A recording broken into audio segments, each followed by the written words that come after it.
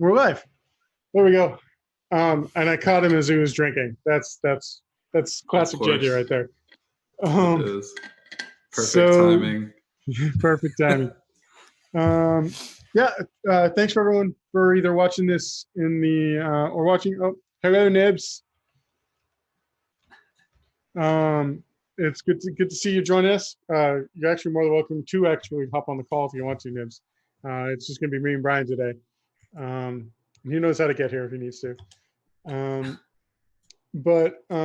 good. The audio sounds good. It's all good. I think I may have figured out the problem with the audio.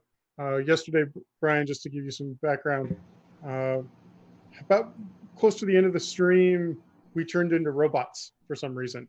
It was kind of weird. And I think it's because this laptop just decides it needs to take a break. So I rebooted it, and all of a sudden, everything just came working back just like that, which was nice, right? Like it's actually a nice, good way to test that the stream is going well with my little soundboard, which is cool. But anyway, Oh, nice. That's cool. Yeah. That's pretty. I don't think anybody said anything on the chat, which I guess I don't know. Whatever. Who knows? Maybe it was like at the very end or whatever. But yeah, no. So you got like your dock and all that stuff all sorted out and figured out now. All yeah, good. everything's much better now. I think. Doesn't even break when you touch it. Exactly. And I updated upgraded my internet access too, so I get 500 500 down now, which gives me a good up.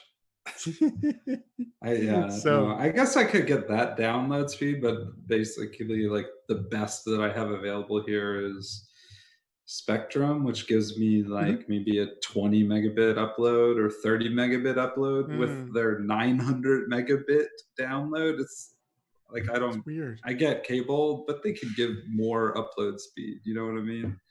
Absolutely. Yes. I enjoyed it. I lived in Chattanooga and I had EPB fiber for a while. Oh, nice. They were the best like ISP that I've ever had. Their community, like they're put on by the local community. Like it was basically they provided water and gas service for Chattanooga, and they ran smart meters. And they hooked up the smart meters with fiber because they're like, well, we might as well. We're going to pay to run the cable. It's got to be good.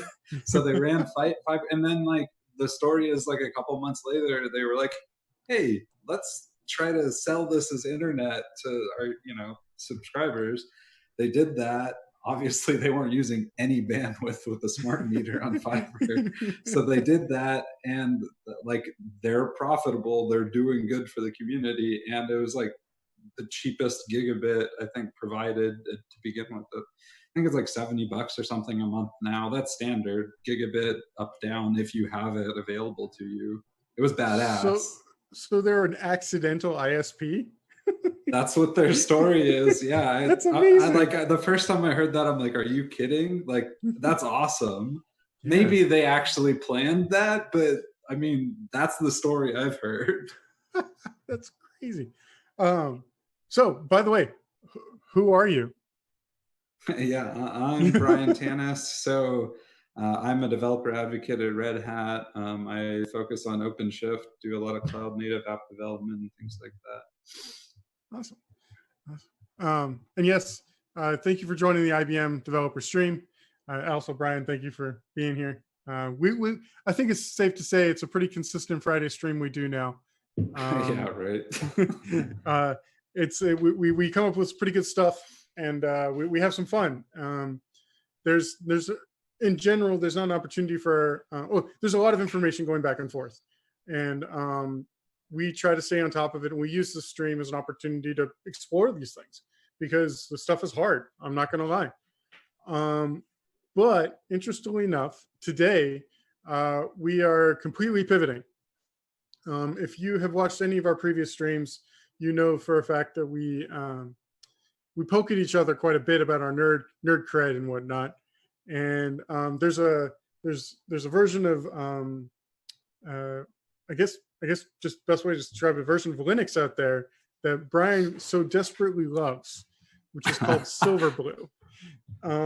And I'm going to share my screen now. It's And pretty awesome. Like I remember I've tried out Fedora Silverblue. So this is a Fedora spin or distribution or a part of, a different way to run Fedora pretty much. And I remember trying it out whenever it was new, and because the idea was really like awesome to me. And I guess I could talk about some of the background of why and why I think it's neat. let me just ask a couple of quick questions first. So we now have Silverblue, Fedora, CentOS, RHEL, and CoreOS is somewhere in there too. And can you just start from the very ground? Like I am. Let's put it in 3 different buckets. Okay, as a developer who wants to like develop application code or firmware code or whatever, a user, which I would imagine to be like, I don't know, someone who just wants to use a computer and surf the web, and a server. Can you, So out what of should you those, use? Why would you use them? And do they exist? Yeah. yeah, let's start Um, there. so yeah, number one, the best thing that Red Hat does, honestly, is distributions. And Okay. you saying that is proof enough. That's just our Linux distribution, or Linux distributions that we have. Mm-hmm. Um, a lot of the times, we've talked about OpenShift on the stream a ton, and we think about OpenShift as a distribution for Kubernetes, and there's a lot of things that are involved, right? Like you would Mm-hmm. get a distribution on a Linux, and it comes with GNOME, and it comes with these other, Firefox, and blah blah blah. It comes with software provided. That's a distribution.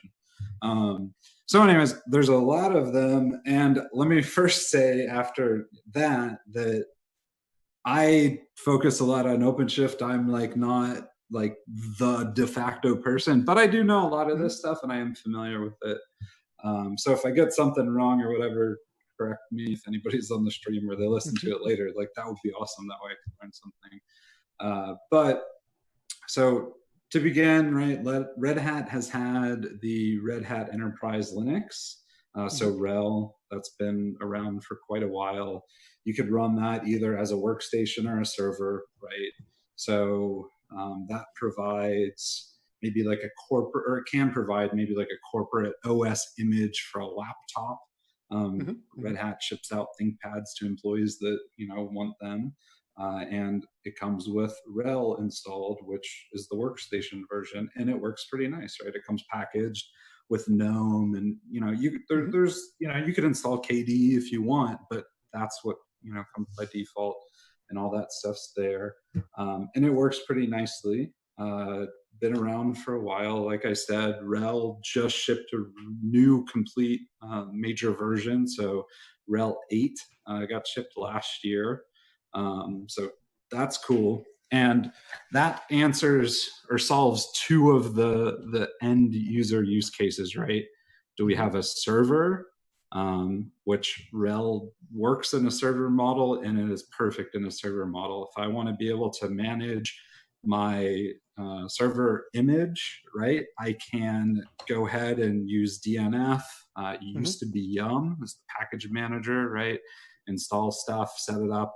And it works really well that way. I could use tools like Ansible to configure that, and I could image that and do stuff like that. So RHEL's there as a server and a workstation, right? You just install the workstation group and all that stuff, and it's fine.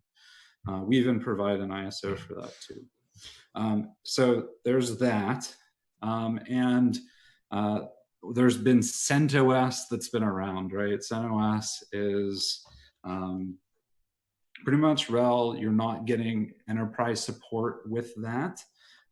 It's up there in the community. It's made by the community. It uses the same source code for the packages that are a part of RHEL, but it's using the community versions of that, right? It's using stuff from the community, but it's pretty much the same, I guess. Like I said, I'm not the expert on this exact stuff, but this is about right. The CentOS stuff is compiled and managed and all that stuff on the CentOS, community stuff. Like it's not handled by Okay. So that's there. If you have CentOS, you could run it again, Workstation server, because like RHEL, it's using the same source code of those packages and all that stuff. The kernel might be a little different, but I'm not. I think it's about similar, but I don't. Like I said, I'm an expert.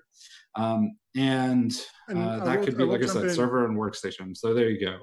I will So jump RHEL in and and CentOS are tied that way, kind of. I will say that I did in a past life.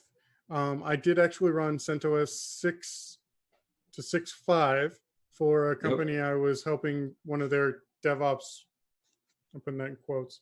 DevOps world, and I will say, because we weren't using actual RHEL, we did not have support. We had to go purely through community-driven support when things went awry. Yep. And I will say, many times I was woken up at 2, 3 in the morning with pager alerts, because we still have pagers, where things would go wrong, and I would be in the pound CentOS channel on Freenode, being like, "WTF? Why is this broken?" Trying to figure out things were wrong. I learned very quickly that yes, CentOS is great for if your business relies on it. There is a legitimate reason to pay that support cost, because you don't want to have that situation pop up. I mean, I'm sure like eventually your problem got solved, but yeah, like stuff broken might have been broken longer because of Mhm. that. I'm sure you learned a ton, which is awesome, but you'd also learn a ton from support and seeing all of that. But exactly what you're saying, like that's like one of the big determining things, right? CentOS isn't from Red Hat, and we're not offering support. So that's the big thing. If you need that, you need to run RHEL on your servers. So I went to So fedora.org, and it sent me to tiny RSS. ooh, somebody's Somebody's claiming that sitting, yeah. domain. Is it a Fedora Um, project? Or get Fedora? There it is. yeah, there's Fedora project. So yeah, bringing up Fedora now. So you think of RHEL as a stable and supported version and distribution of Linux, right? Red Hat's vetting out those packages Mm-hmm. and making sure that things are stable, as well as the security patches and all of those things are there. Mm-hmm. The OS also is, more hardened than others, as in SE Linux is turned on by default, and Mm-hmm. I mean, SE Linux has been around for a while. I would hope that maybe everybody's thinking that, hey, let's leave that on, not turn it off Oh immediately wait, like we used to do. I do. Um, I do. there are things there's like, if you're running it on a workstation or whatever, like, okay, and you just need to hack around and maybe you're throwing that away or whatever, like as an ISO, like that's fine. But like, as a server that's running on the web and people can Mm. access and stuff like that, like and as a server running Kubernetes, since we talked about that quite a bit, like having Mm-hmm. SE Linux enabled is very important. There have been other CVEs that have been out there, like I'm sure I could find the links later, I can't remember which ones they are, but sometime last year there was like major CVEs that came out for Kubernetes, Mm-hmm. and well, lo and behold, OpenShift wasn't affected. And a lot of the reason, not saying all of it, but a lot of the reason was SE Linux is enabled. Mm. At least as far as I'm, familiar of some of those issues, which was enabled and configured and all that stuff, right?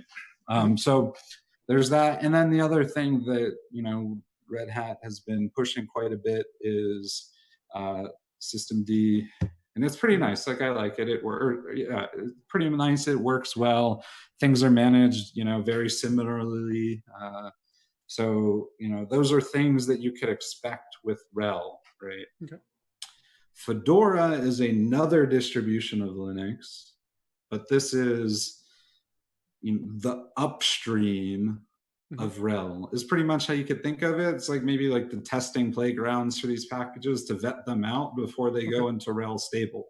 You know what I But mean? is this still technically owned in quotes by Red Fedora Hat, is or is it sponsored by Red Hat. sponsored by Red Hat? So that it Yeah, has its own I government think that's the right. Yeah, it has its own governance. It has its own community.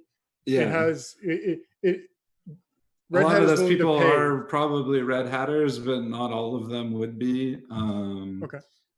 As far as I know, I'm not too involved in the community of that stuff, but like that's as far as what I've seen. So yeah, Okay.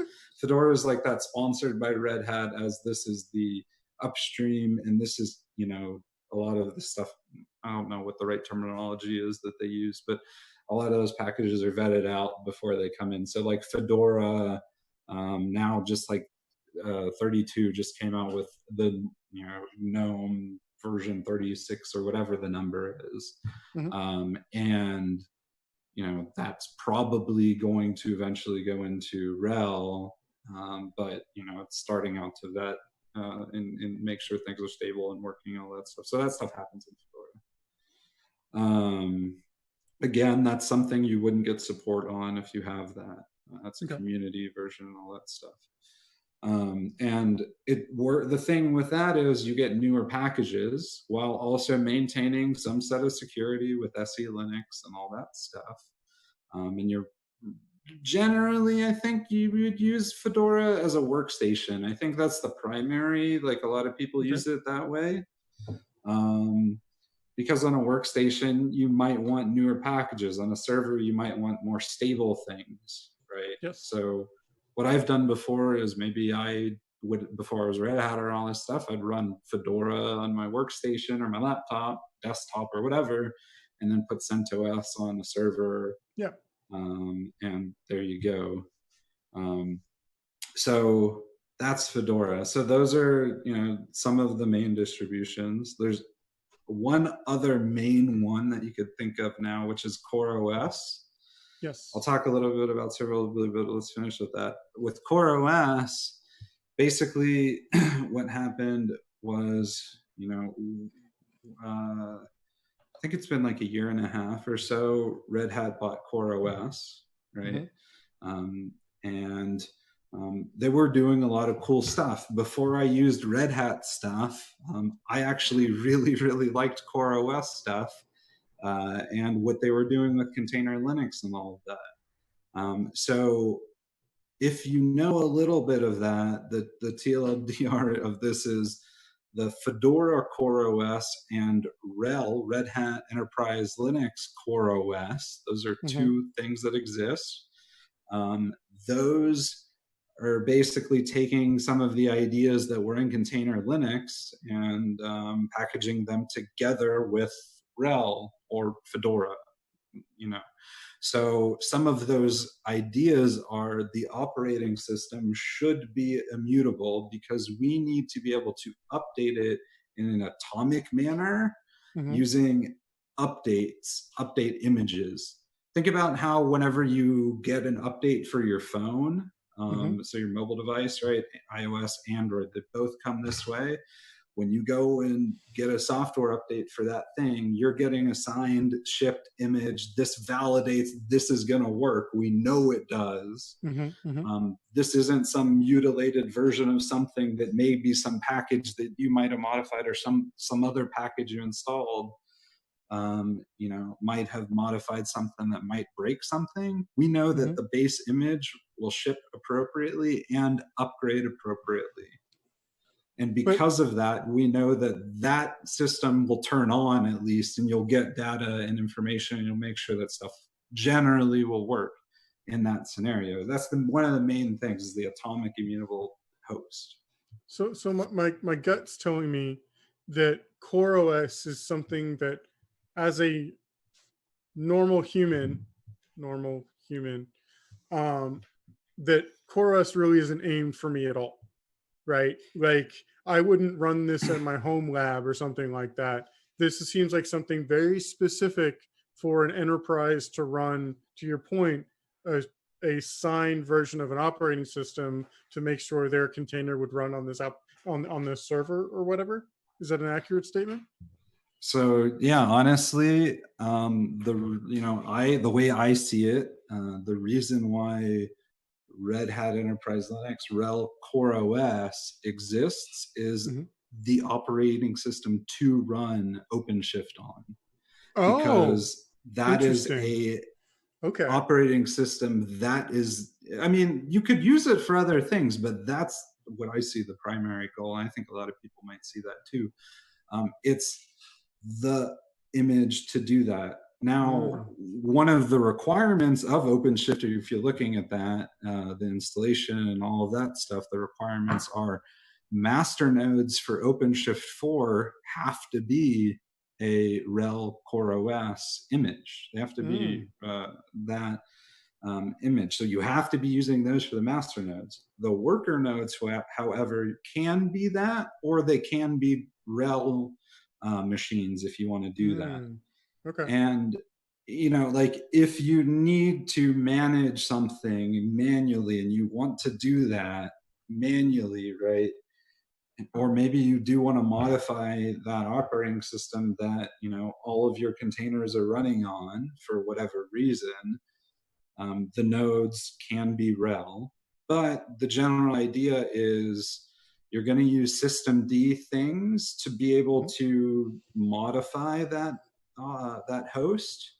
Mm-hmm. And what you're doing should be in systemd, and you could go and add. I don't know the process, but I think I've seen it. There's ways to add systemd objects and stuff in the definition of a worker node, or a machine set on OpenShift, so that you could go and customize the RHEL or RHEL Core OS nodes that are running Mm-hmm. that if you needed to. But these are things that happen after the operating system has been installed and updated on, all that stuff, right? So you're Mm, modifying it that way versus SSHing in and typing commands and mm-hmm. doing DNF and stuff. Like, we don't want that, because we want to make sure that it's gonna work, so that Mm-hmm. we could at least tell you, hey, this is broken, versus stuff just silently dies. That's a part of it, but there's other reasons. So that's one of the main reasons that exists, and that's one of the main reasons and use cases for Core OS container Okay. Linux, from back in the day. And that's part of why Red Hat Core OS exists now. Got it. You can, however, use that in any way that you want. One of the unique things with Core OS is it uses something instead of cloud in it. It uses something called Ignition. Yes, I've heard this And before. It's a this is JSON one of doc, the isn't it? biggest differences. Yeah, so it's a JSON configuration file that basically mainly is interacting with the system via systemd units. Mm. So you go and set this up. I think it's like coreos.com/validator. So that still is up, that's still running right now. I think it's validator. But that validator, you could paste in an ignition file or whatever and validate. Uh, what is it? It's fine. It's I like, was just thought it might be fun to find. maybe it's validate, coreos.com/validate. Yeah.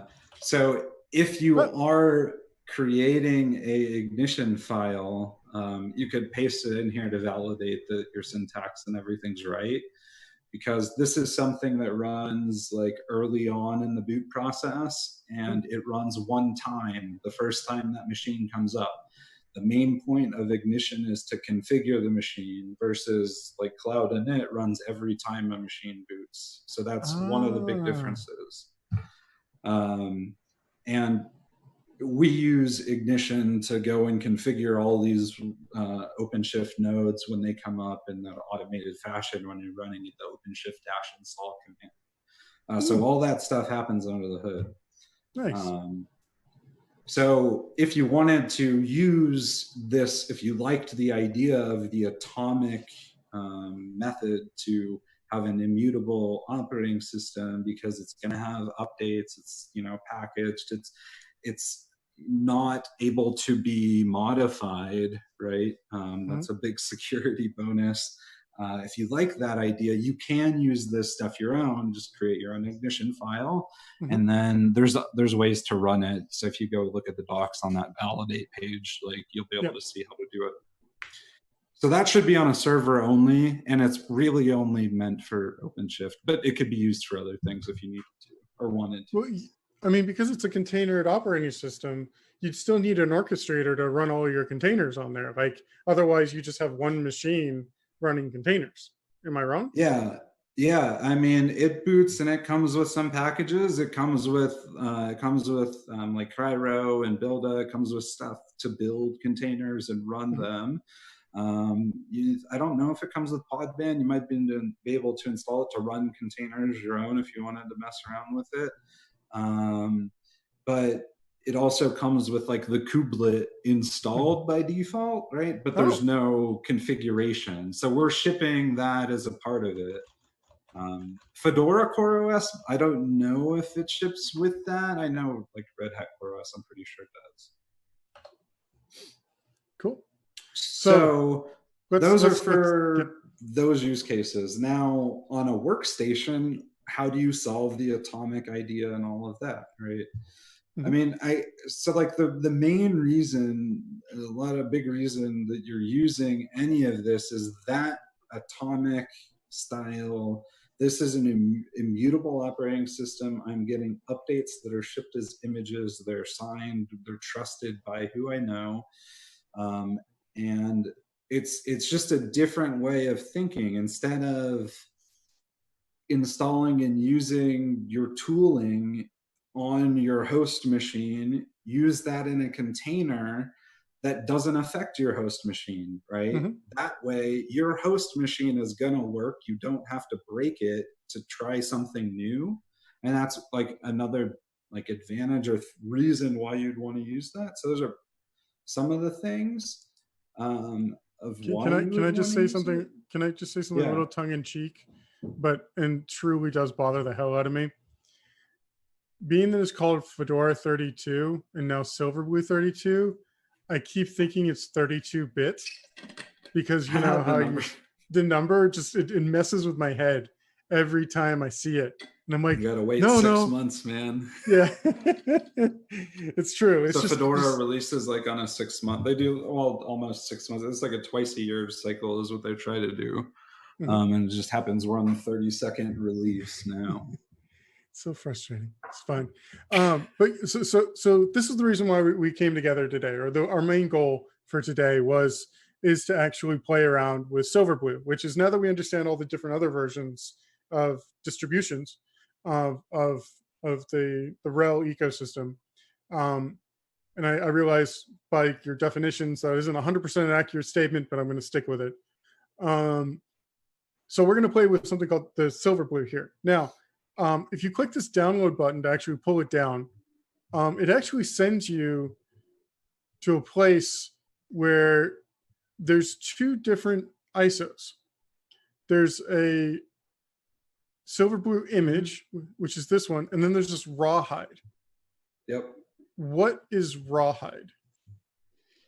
So that this idea exists in both Fedora and Fedora Silverblue, so that it exists both of those places. Mm-hmm. And right now, the current stable release of Fedora is 32. Before it was 31.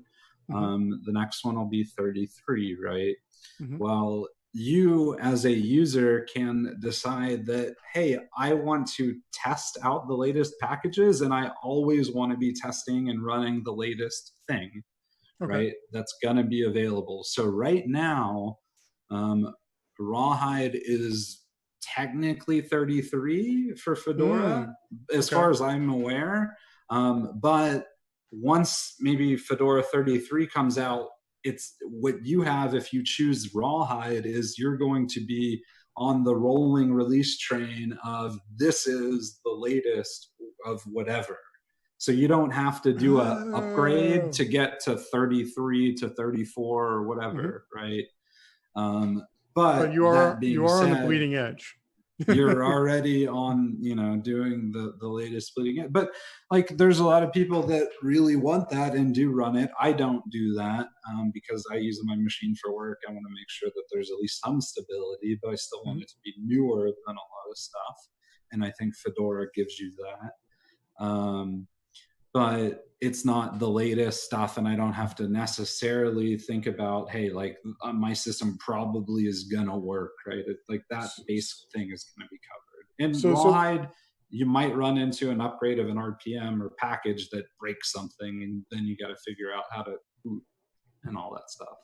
so we have a question. Is Silverblue like Flatcar, where it's all containers all the time? So no, not necessarily, right? So Flatcar Linux is something that, yeah, like, you're running everything in a container and all of this. No, the main idea and the main reason is this atomic upgrade cycle and all of this stuff. And because of that, there's some technicalities that make it hard. You could kind of think of Silverblue as like our way to work on getting the workstation use case for atomic updates perfectly right. Because workstations are harder to do because there's a lot of other moving components Mhm. versus, let's install, HTTPD and all this stuff. Like, there's a ton of different packages out there. So this is maybe a way to work out the long tail of bugs and problems that Mm. might arise from having the atomic immutable operating system image, where I could go and, still have a home directory and install packages and install things, but they're not going to be detrimental to the system, and the system's going to be updated in a nice, easier to manage way overall for everybody, I think. Awesome. Well, I think for our experiment today, we should play with the rawhide version. First of all, because Yeah, you don't hopefully know, it you don't should use boot, it. I would imagine. Yeah, Yeah. yeah. To poke around with it. I'm assuming giving it 4 gigs should be fine. Yeah, I Correct. mean, overall, it's like Fedora. Yeah, I mean, it is Fedora, right? Fedora is a Mhm. distribution of Linux that's running GNOME. And it probably, you're probably about right with that, I think. I You don't only need ever a use ton of disk. virtual. Yeah, I only ever use VirtualBox with Vagrant. So actually clicking through this thing is like, Yeah, way weird. where are my options? And we'll give it 16 just to be on the safe. 16 on the safe side. Create. So, like I mentioned, like, one of the big differences with Silverblue is you're getting those updates that way, and we'll see how to do that. Mm-hmm. But the idea of it's an immutable operating system is pretty true, and that, you try to hold on to that case, but there are ways to alter that.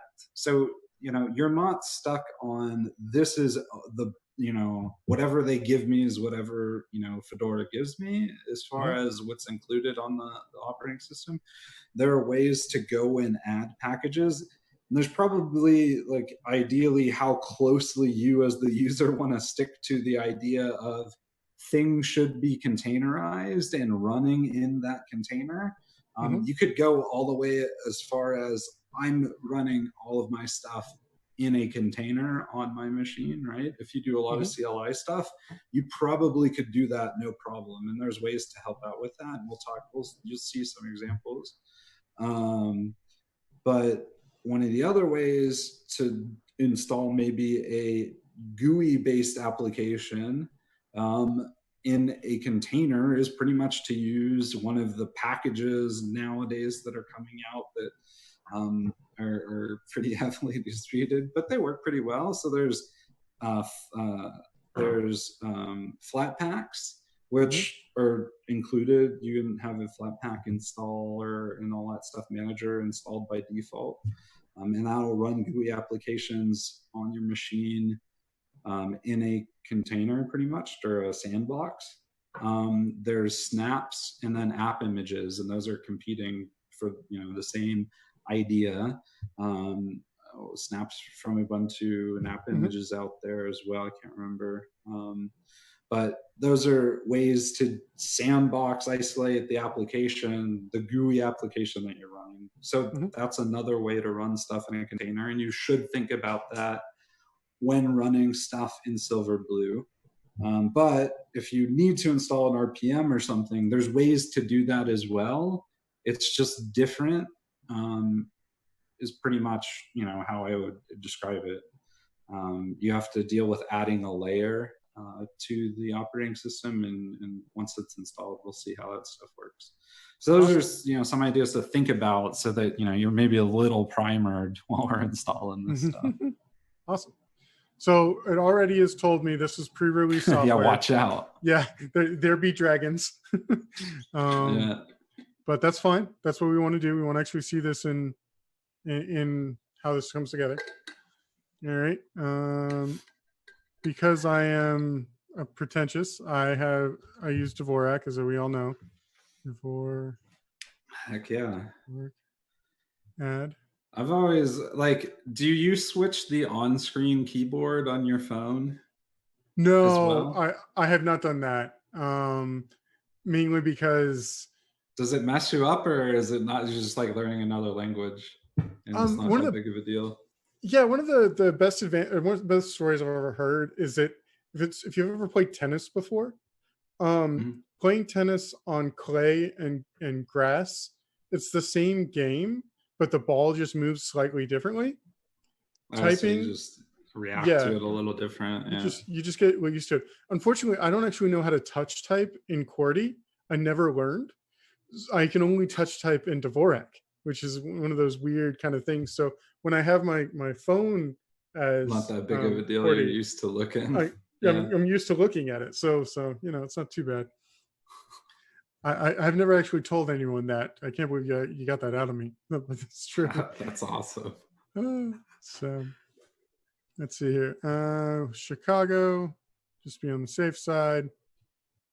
16 gigs. This one.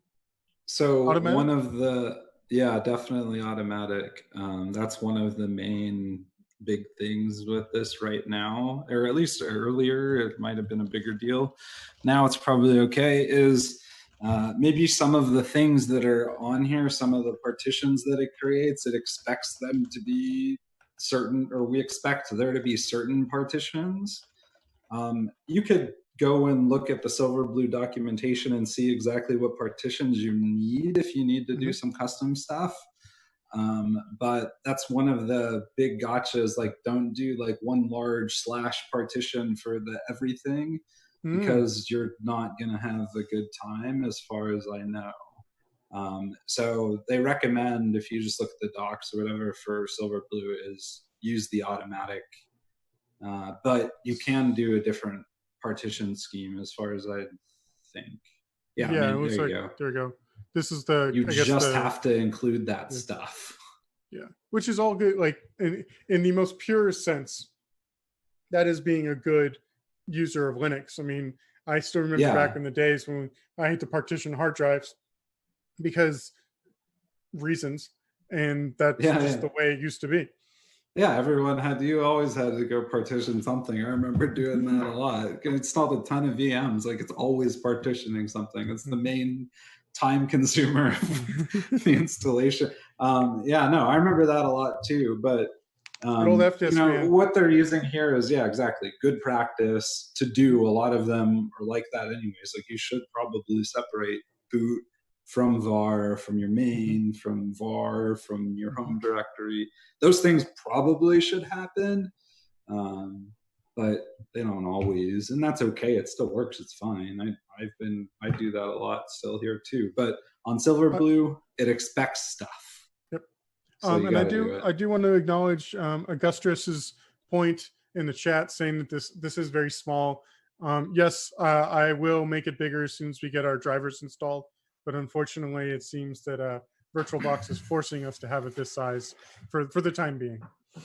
So RHEL, I'm pretty sure. I think RHEL ships with those virtual machine like Oh, drivers or whatever installed already. Um, maybe I like don't this. know if, yeah, There we go. There we I go. would imagine Silverblue would.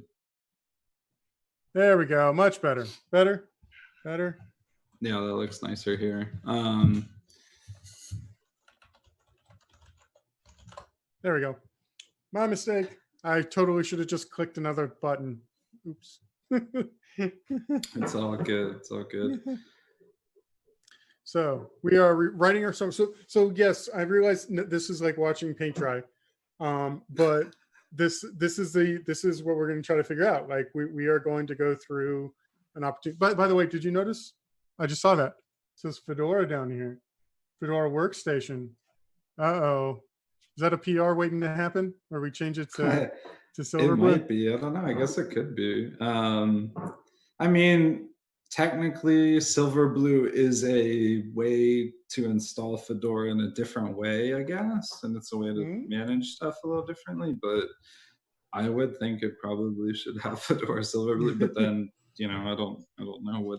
Maybe they thought about that and they decided against it because it's still Fedora. Hey, Brian, get me in contact with your BD people. I'll talk to them. Be like, hey, BD guy. Hey, BD lady. Come on. Change your Right. icons.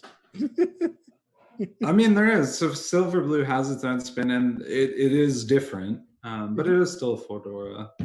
And so, like, one of the ways that that I'm doing this is because I used a Chromebook for maybe a year, and I Wow, really really? enjoyed it.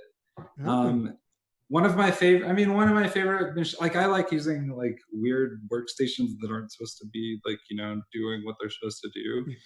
So like I've talked about it before, my iPad Pro quite a bit. Mhm. In normal life, like we use a lot of uh, uh, like Google Docs and, online like meeting stuff Mhm. and Mhm. Gmail and all that, a ton. And all that stuff works on my iPad in the browser specifically. I Mm. don't have to install apps.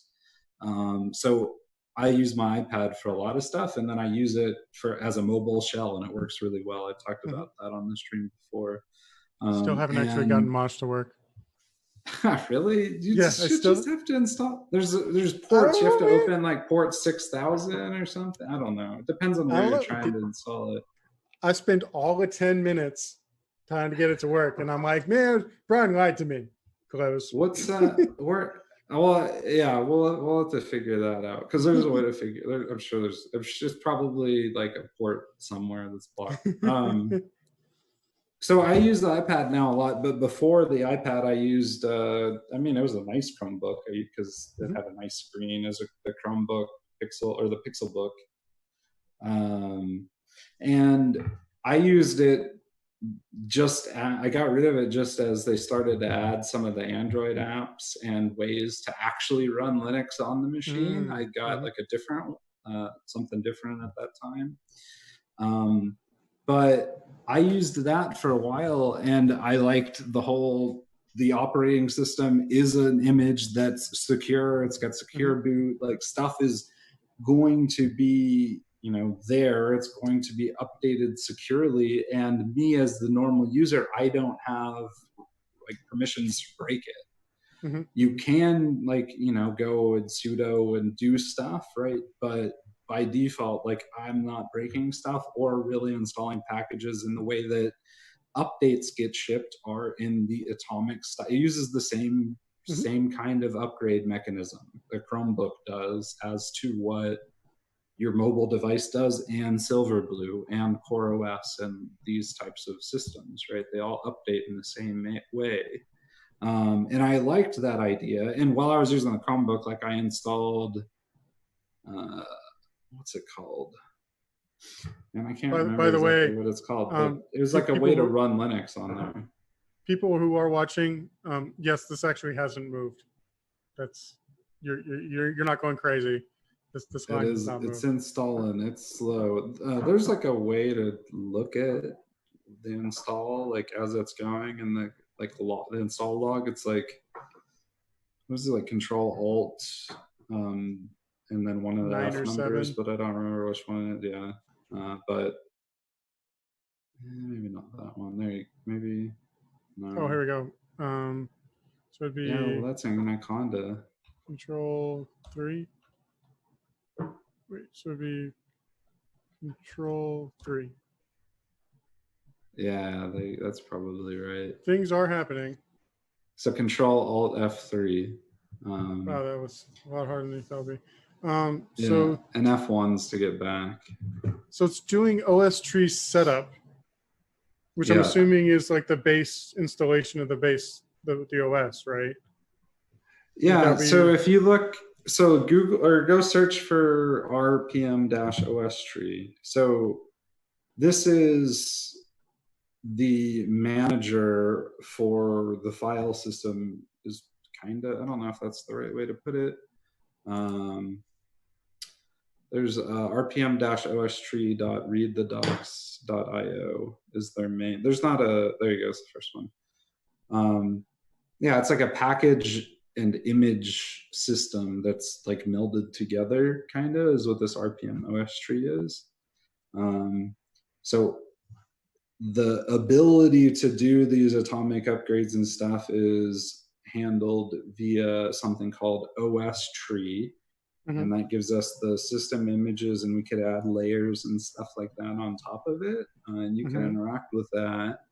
But then there's the tool rpm-os tree that allows us to maybe like install RPMs and do upgrades and do stuff like that. Now, is it isolated on that layer?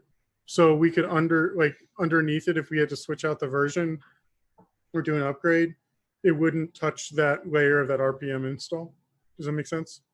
Yeah, as far as I know. Yeah. Okay. Still going. So it's going to go and do some of this stuff. But like whenever you, instead of doing like how you would upgrade a normal CentOS, RHEL, Fedora system would be nowadays DNF space update, maybe add -- refresh or whatever. Instead of that, you would run that as sudo, right? Instead of that, you run rpm-os tree update, and it will go ahead and go and do its thing. And if there is an update, you're still running the previous version that you updated in. Yeah, there you go. You can check for the upgrades instead of downloading everything or whatever. So like, there's ways to do that. And this is the main command that you're really working with to figure out how to do upgrades and how to install packages and uninstall packages. Interesting. I'm pretty sure this exists in RHEL Core OS and Fedora Core OS, but I haven't used it. So I know OS tree does, but I don't know about RPM-OS tree. So I have this. I have a selfish agenda here, where I have a FreeBSD box back there that I mentioned last week, I think, that runs ZFS, and that FreeBSD box. It's on its last leg. I need to just basically rip out the OS and report that ZFS pool somewhere else. And I'm trying to find something that I can first learn, have better support for things. So I'm just gonna be frank and say I use it as a Plex server, right? Yeah. Okay. Yeah. And the version of Plex that runs on FreeBSD is really old and crusty, and I keep constantly telling me I need to update and all that. It's just annoying. I was thinking along the lines of back to what you were saying about Silverblue originally, which is because it's an immutable operating system. One of my problems is I keep going in there and mucking about, and I want something that is forcing me to be good best practices, basically, where I can't go there and muck things around. It's basically does it make sense? But I can still put like Plex on there because it has a lot of really good processing power and a lot of good memory, so I could do so I can actually do really good transcoding on it. But I need something that I can like lock down for my own sanity. Does that make sense? Is Silverblue something along those lines here, or am I missing something? Yeah, so the main thing that Silverblue is trying to be is a workstation.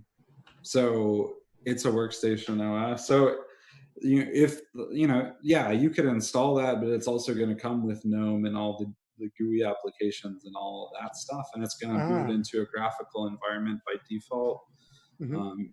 There's like ways to change all that stuff, but at that point, like maybe you should just run, if you really wanted and liked the Oh, idea of the, oh man, what happened here? Flatpak error. what does that Not a mean? very good, or debug method or debug thing in there. Like Failed to. go to Alt or Control Alt F3 or whatever. Maybe the rawhide thing's pretty broken right now. Mm-hmm. Because So 32 just shipped. Although I would imagine this would work. I don't know why it doesn't. But 32 just shipped, so maybe this stuff is really new. That's in rawhide right now. notice service stop. The last line. Systemd temp files clean. Systemd. No, Yeah, I no. don't know. That doesn't. These don't look like errors. No, it doesn't. And of course, page up doesn't work. Nope. Yeah, I don't think you could get back. I think you could. Maybe you can. I don't know how though. But it doesn't look like there's anything in there, and I don't even know. Like, what the hell? Oh, okay. Here's an error. Flatpak installed the message commit meta for runtime not matching expecting. What? There's problems above it. I did not know. Install because like a Flatpak is supposed to be a like sandboxed thing that doesn't. Yeah. It's not going to affect this. Maybe there's a. I don't know. I don't even know. Maybe try it with the regular 32 release. Yeah. And then if it doesn't, we can come back to this and try to poke around a little bit more. But yeah. I think for your use case, if you like the idea of the atomic operating system and all that stuff, Fedora CoreOS probably is a good idea. Really? Interesting. Yeah, because that's the Fedora server, idea, right? Granted, like I said, it's primarily for Kubernetes or I guess OKD, but it's that immutable operating system that's a server first. I guess. I mean, in my gut's like saying that's crazy, but at the same time, if I can get CoreOS to talk to ZFS, yeah, obviously it's going to be a challenge. You should. I mean, installing ZFS on Linux. I think there's a ZFS on Linux. There's definitely a ZFS on Linux. What is it? Repository repo that they have for Fedora. Obviously, I wouldn't actually. I wouldn't like. My gut's also telling me what I should do is get a bunch of more hard drives and migrate the data to another machine, or rebuild another machine and put that stuff in there, because I don't want to risk ripping out the OS underneath everything. I don't know. Honestly, I had for the longest time before I was a Red Hat, I had an Ubuntu server and it had ZFS installed, because I think I tried like FreeNAS or something to begin with or whatever. Yep. And I had everything in ZFS. It worked well. Like I liked it. I never had any problems with it. Like it was no big deal. And then I was like, well, I want to run like, different, maybe newer packages, some different things on it. Mm-hmm. And I just tried something else out that was different. Because if you don't get it, I like switching around stuff like what I'm using. It's the best way to learn, right? Like there's all these different interfaces, and to know that what you're talking about. Yeah, absolutely. Exactly. Yeah. So yeah, I switched it out to Ubuntu, installed OpenZFS. And it worked pretty well, no problems. Then I tried out Fedora, I tried out CentOS. I did have some issues with OpenZFS on I don't remember which one, maybe it was CentOS. Like if I updated at the time the update came out for the kernel, then the OpenZFS like repo package like might not be built for that kernel version yet. And maybe it took like a couple days or a day or what, I don't even remember, but that caused my NAS to not work until that package was updated, or I boot into an older version of the kernel, which caused me to manually have to do something, right? Fedora, I think, uses like the like a different, like whenever you're upgrading the kernel, like it builds OpenZFS for the kernel module for that stuff. So I think you're okay with Fedora if you want to use that. Not a big deal. So like you should be fine there. And I think they have a packet. Let's see. Yeah, they have an RPM with their repo, and then yeah, it's a DKMS style kernel module. So that's it being built on your machine when you upgrade the kernel from like the source code of some of the stuff on the kernel. What the hell? What? Delete all, reclaim space. Yeah, there you go. Huh. That was weird. One of the things with CoreOS, like your easiest way to do that, like you probably have Plex and ZFS and maybe like, some kind of file share or something, maybe. Yeah. Like I used Nextcloud for a while and it was pretty nice. But, you could either run Plex or Nextcloud in a container, which is what I would do. And you would create a systemd unit to install and run, well, not to install, but to run that container for Plex. And that's how you would manage it, and like that's all you would do, and that's like that would work pretty nicely. You get like updates and stuff, and yeah, it's like it kind of forces you not to really mess with the computer, and it works. And if you want to play around or something, yeah, you could SSH into it. You can't change anything in the file system really, other than maybe your home directory or whatever. But like you could then just, spin up a container of whatever and do stuff in there if you needed to. And that's pretty quick once you get the first, once you do it a couple times, like that's pretty quick. This is the core of it. I don't know if so, like, because there are some differences with I wouldn't want it to be in user land, right? Like I need a kernel driver to run. No? Yeah, you would install that. You would layer on the kernel module, which I think is okay. But you would. Well, it is okay. I have a kernel module installed on my laptop or whatever to help manage battery stuff a little differently. So that's okay. But like the OpenZFS package might not work because like it might try to put files into a certain like directory. You know how there's like configuration files that generally are in Etsy. There's some configuration files that might be an opt, some config file, there are many different paths. And with Silverblue, because of the way that the operating system is, like you might not have write access to like a certain directory, say /Etsy, for example. That's read only. So things that are writable could go in different directories, but sometimes the software or whatever has to account for that. So each individual package might have issues with that. Like they're early on Silverblue, for example, they use the same idea, right? But Silverblue is the workstation version, so you're doing a lot of different stuff. That's why it's harder. Whenever Silverblue came out, like initially, I don't think you could install Chromium or Google Chrome. because they tried to do stuff in /opt, I think.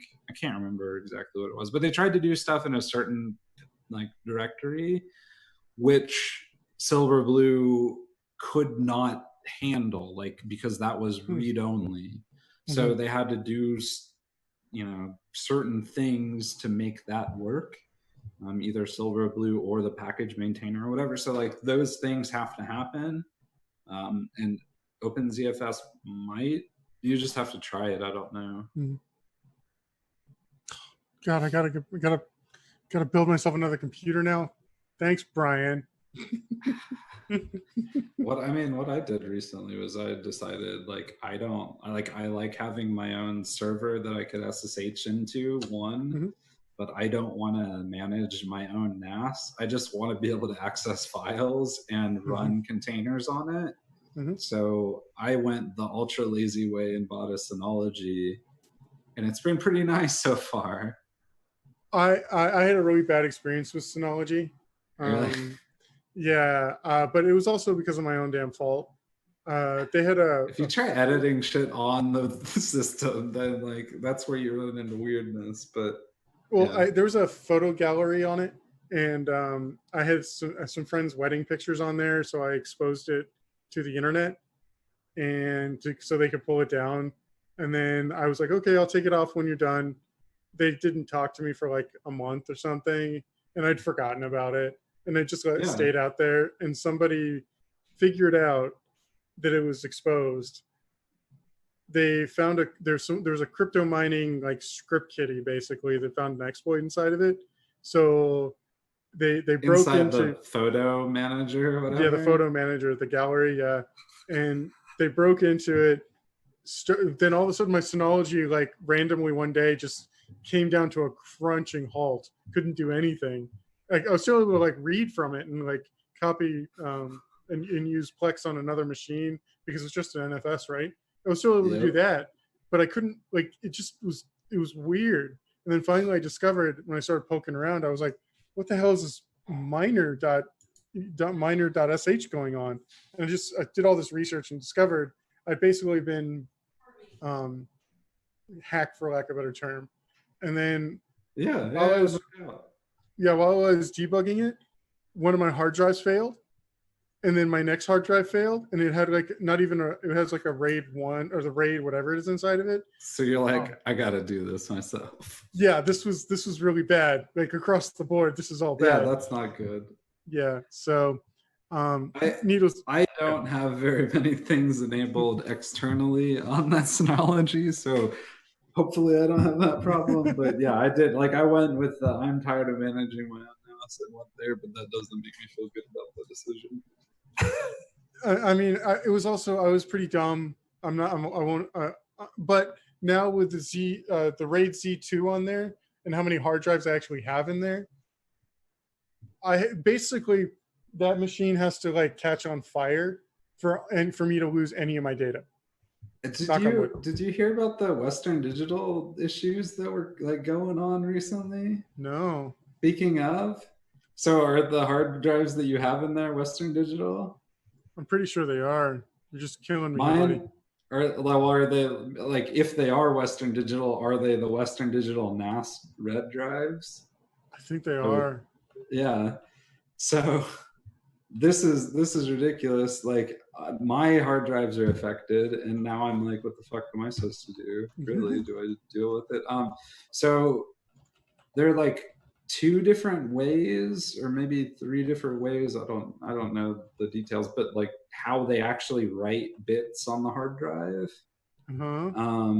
And there's like a common terminology. I don't remember what it was, but Western Digital basically were selling NAS hard drives, or the Western Digital Reds, and they were sold with a type of ways to write bits to the drive where like it compacts some of the bits maybe or something like that. And because of that, like it causes whenever you like do small writes to like have some weird issue or weird problem when you do a lot of those at a time.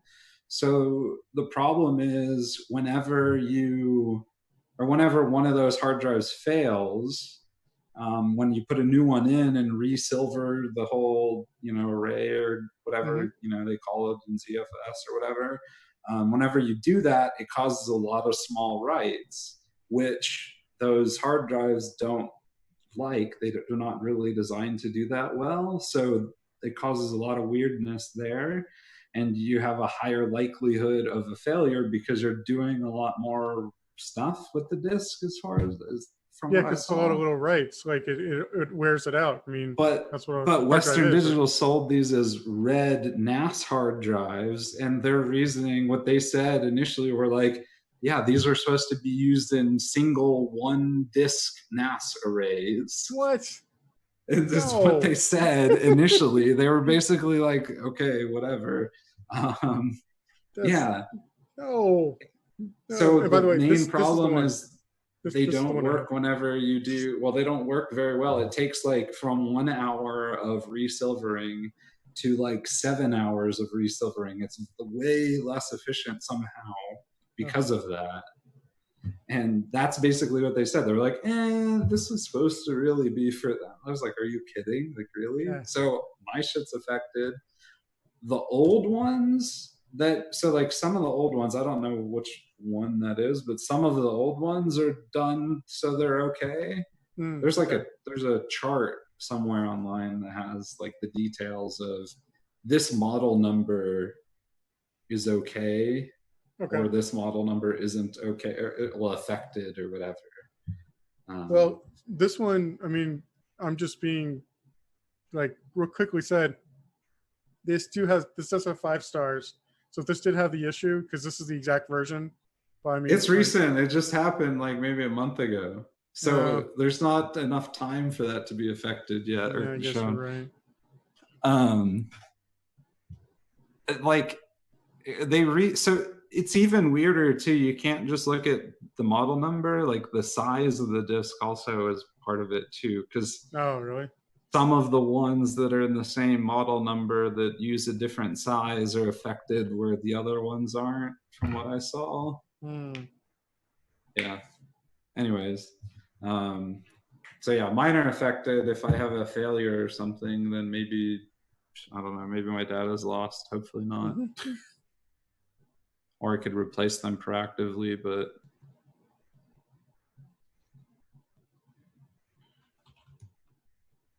oops. Don't have Dvorak running. Why do you not like me? Oh, there it is. Because by default it started out with the regular QWERTY. Yep. It installed Dvorak. It installed it, but you don't get that as your default choice. Exactly. All right. So yeah, you install it, right? Like this looks like, if you've installed Fedora anytime recently, like this looks like a standard Fedora type install.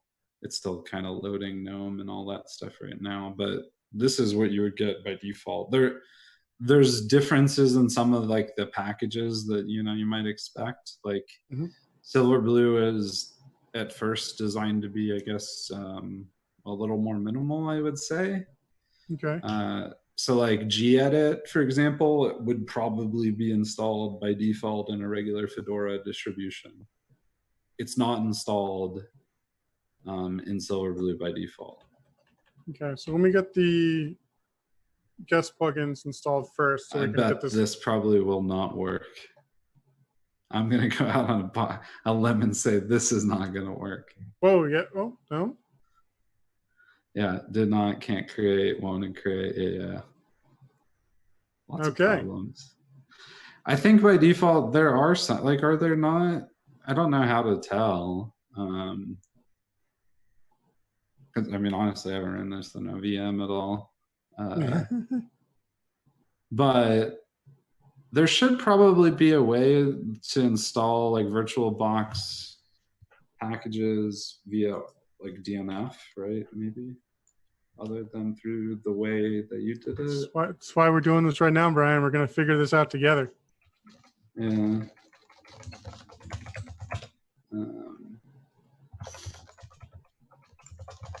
So there's text editor, Firefox. There's a terminal? There is. It exists under like the utilities, which that does not look like it resized the right way. Yeah, it didn't, did it? Like it explodes in, but they didn't finish the transition. Weird.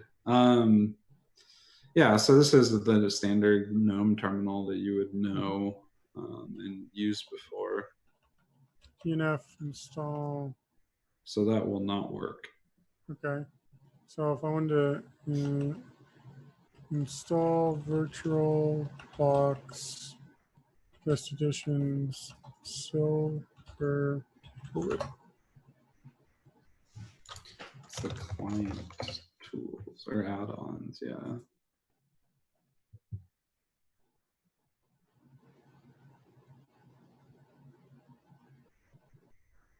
Set the resolution by GNOME settings.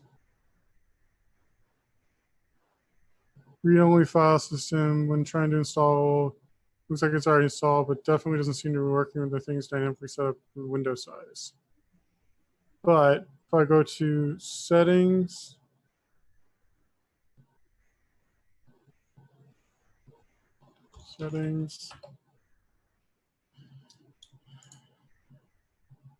devices. That's at the bottom. Oh, they changed that with, there's a display option. There you go. Yep. It used to be hidden under that, like devices or whatever, but they changed it recently.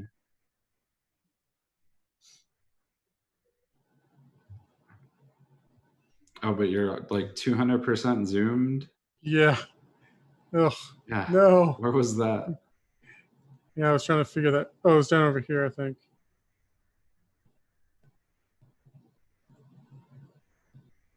Yeah. There we go. Come on, show me some love. But then I went back. Yep. Ah, come on. All right, so we'll go 16 by 1200. There we go. Keep changes. There we go. Now we're getting somewhere. And we'll go ahead and zoom it in for people watching it at home. Way better. There we go. Augustus, so if you're still there. Scroll bars. Oh, I do? Damn it.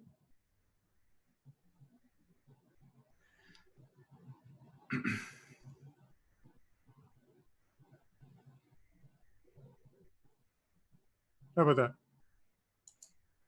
There we go. That looks good. All right. Okay, cool. I will make this text bigger. Give me 2 moments.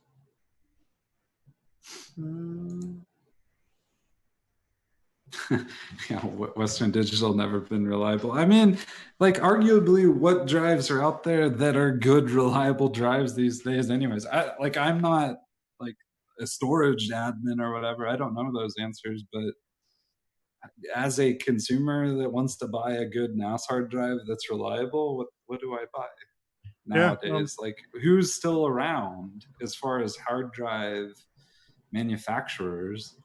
Western Digital. Yeah. I mean, does IBM still make, or do they used to, right? Yeah. I don't think so. Yeah, like I don't really know. I think maybe probably got acquired by, or spun off and acquired by somebody else. I don't think there's any. I don't know though. There's Western. There's Seagate. Oh yeah, Seagate. Yeah, that is one. Yeah, there might be one more, but I don't know. I mean, like SSDs and flash-based stuff is different though. Unable to install English as not supported. That seems bad. That's not a good. That's not a good. So like that seems odd too. So that's a weirdness. I don't know what's going on with that. Mm-hmm. So I went ahead and overall, let's see, not a great experience. We're not installing the VMware or not the VMware, the VirtualBox tools. No, I think it's already been installed. So it should be okay. So maybe because we were able to change the resolution. You see how all the different resolution options were there.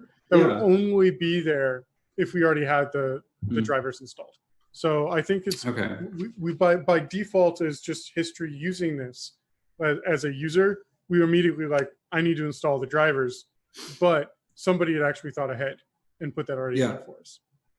Also means it's a little bit more bloated than it needs to be because these drivers are very specific to VirtualBox, right? Like there's nowhere else you'd ever use these things.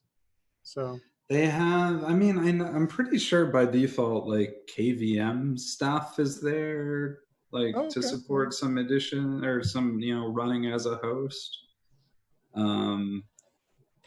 But or running as a client, I mean, but I guess VirtualBox stuff is there. Maybe that works with VirtualBox. I don't know. But if you're using this, probably as a workstation, likely the case is it's on bare metal, maybe on your laptop or desktop. But I guess it does have some of that stuff installed by default, anyways. So with this, like you could do anything. The two big things that you probably usually do on like a Fedora install before you do anything is, well, one, how am I going to install a package, and how do I update things, right? So that's probably the best, the big two things to figure out. So if you make the text, it's really small. So you could do Control Plus. Or go to Preferences, and you go under your unnamed profile, and then just increase the font size. Do like click Custom Font. That's like the second one, the checkbox, and then do there you go. Oh, heck yeah! What is going on? No, stop. Stop! It's not stopping. It's not stopping. How big do you want this? It's not stopping. It's genuinely trying to make a. It's genuinely not stopping. I don't know what to do. Can you not click anything? No, it's not letting me click. Maybe try to move your mouse outside the VirtualBox window and then back in. Nope, we broke it. We broke it. Oh God! Trying to increase the font. Who knew? I'm pretty sure that doesn't. I do want to say hello to Chef Software rating us. We greatly appreciate that, and we are really trying to do something fun, and we just found a really dumb bug inside of Silverblue. What just happened? It's still growing. It's still going. Oh my God, this is maybe brilliant. Log out and log back in. I don't know. I can't click on anything. It's not letting me click. It's taking over. Go to like machine and do a reboot. Well, this is an immutable system, I guess. Oh jeez. Oh my God. That was brilliant. That was brilliant. I've never seen that kind of weird bug. That's crazy. Oh, that's good stuff. Now I'm gonna have to like try this again. Well, I gotta let's try it again and see if it does it again. Yep. Well, I mean, hey, that's what we're doing. We're exploring this thing, right? We still haven't gotten Chrome installed. That's my one goal. My one goal is I want to see Chrome installed. You could do that. That's a nice little layer to show the immutable system, right? Though I did notice Firefox was installed by default, which I thought was kind of cool. So yeah, I do. I mean, there's not a lot of apps installed by default, but a lot of the default ones that are here, like the file manager that's a part of GNOME is pretty nice. Firefox is installed by default. I don't think there's an image viewer. You have to install that, but you could pick one. Maybe there is. I don't know. But you could get all that stuff installed. That's totally fine. I can't seem to click on this anymore. What the heck happened? I don't know, man. Like I can highlight it. All right, you know what? We're gonna power this off. We're gonna start this over again.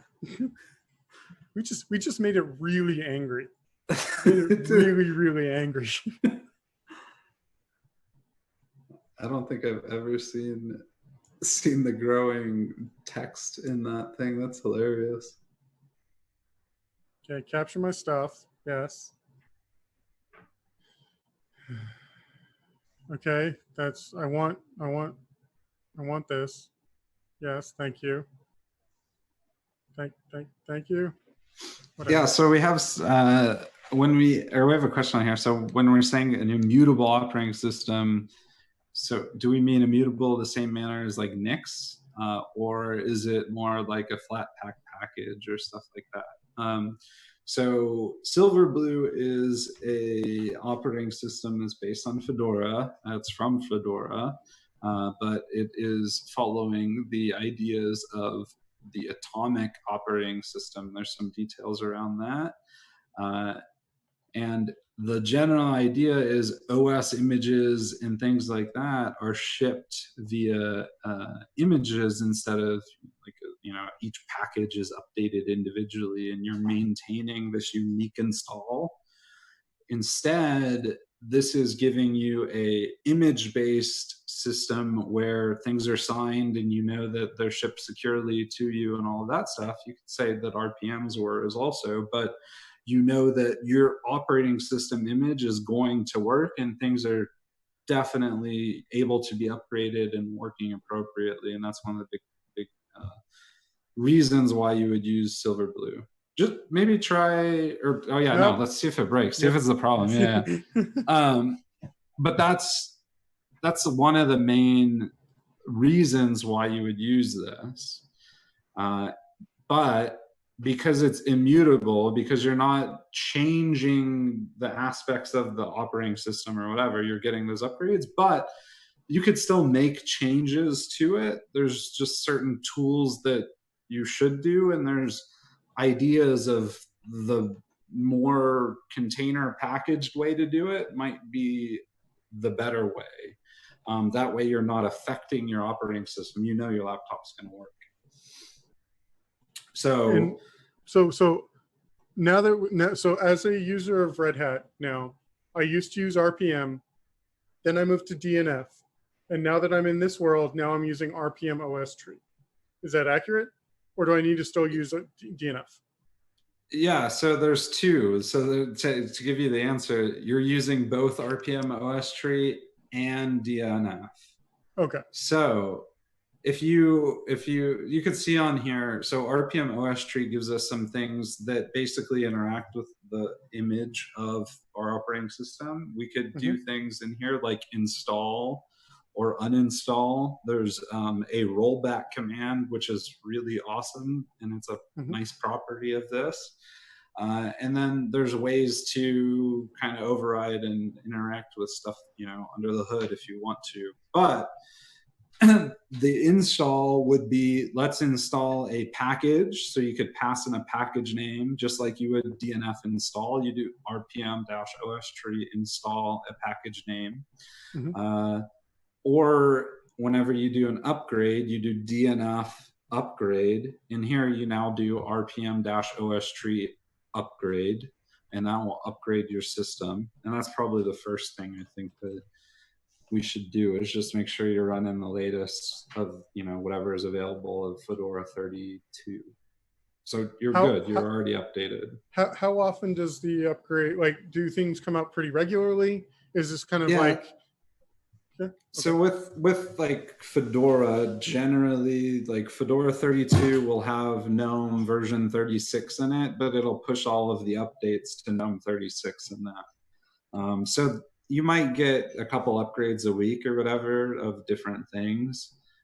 So it can be regularly. It depends on how often you want to run it or whatever. One of the things, though, is since you're booting an image, right, this upgrade idea, whenever you install an upgrade, you're configuring a new image on your system that has the upgrade. You could kind of think of it that way.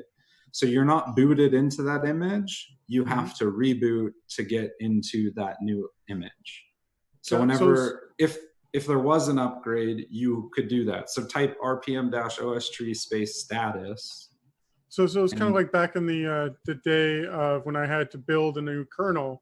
I'd be on one kernel, like a generic kernel from Gentoo or whatever, playing around in that one, and then have another Yeah, kernel on the side to be stripped down to everything I needed to actually run my system.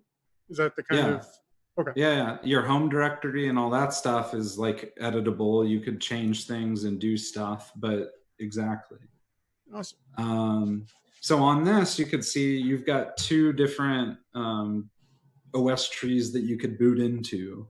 The one that you're using has the dot on it. The one that is before it has a no dot.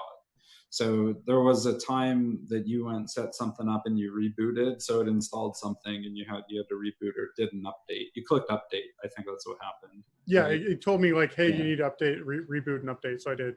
Yeah. So it did it immediately, and there you go. So you're now running that updated version, just like when you boot a machine that isn't using OS tree and all of this. You have like that option in Grub usually that might say like, here's your kernel version, pick the one you want to boot, right? With this, instead of pick the kernel version, we're saying pick the OS image that you want to boot. Wow. So when you reboot it, you could switch to any of the existing ones that are there. By default, you're getting one previous OS tree that you could boot into, your current one, and then maybe the one that you upgrade into. So when you upgrade, it does its thing and gets rid of one. And you could always run rpm-os tree space rollback. If you did that, it will just basically say boot into the previous OS tree, right? And when you rebooted, it's going to again tell you, hey, upgrade, right? So if you have any problems, so it should be fine. You could do this. It'll do the same thing. So we should see. So hang on. Firefox dash version. So we should see less than version 76 when we roll back. So I know for a fact that upgraded. Yeah, probably. Let's see what. Yeah. OS tree roll. Assuming there's been an upgrade to Firefox, Fedora 32 came out fairly recently. Well, I saw when I hit the upgrade button, I saw the Firefox being a major version being updated. Cool.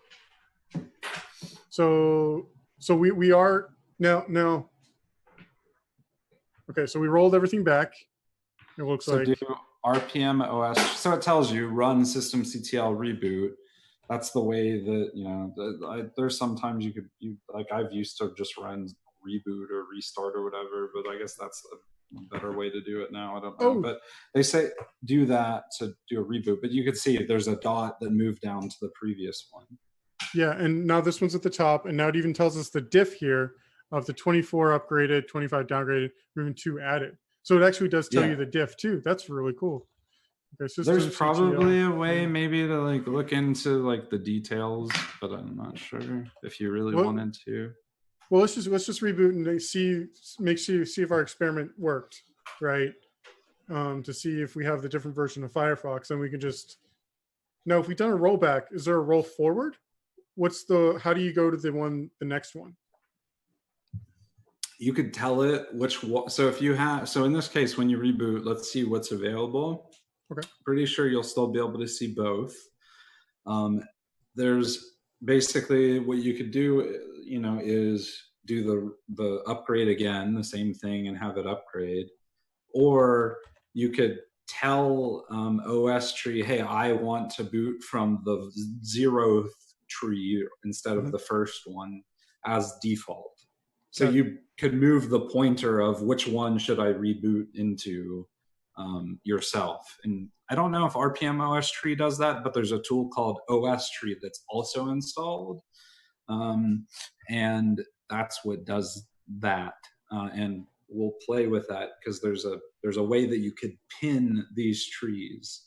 So one of the reasons why I used the pin feature is Fedora 31 was the latest stable or whatever whenever I got my laptop and installed Silverblue. So sorry, Brian, real quick. I do want to point out, especially people who are watching this later, if you've noticed, I didn't have to change the configuration for the sizing, Yeah, the terminal, because we just changed the operating system, good point. not the configuration changes, which I think already that's a huge win, because now you can have Yeah. your own workstation or your workspace, if you will, and we just underdid the that's really cool.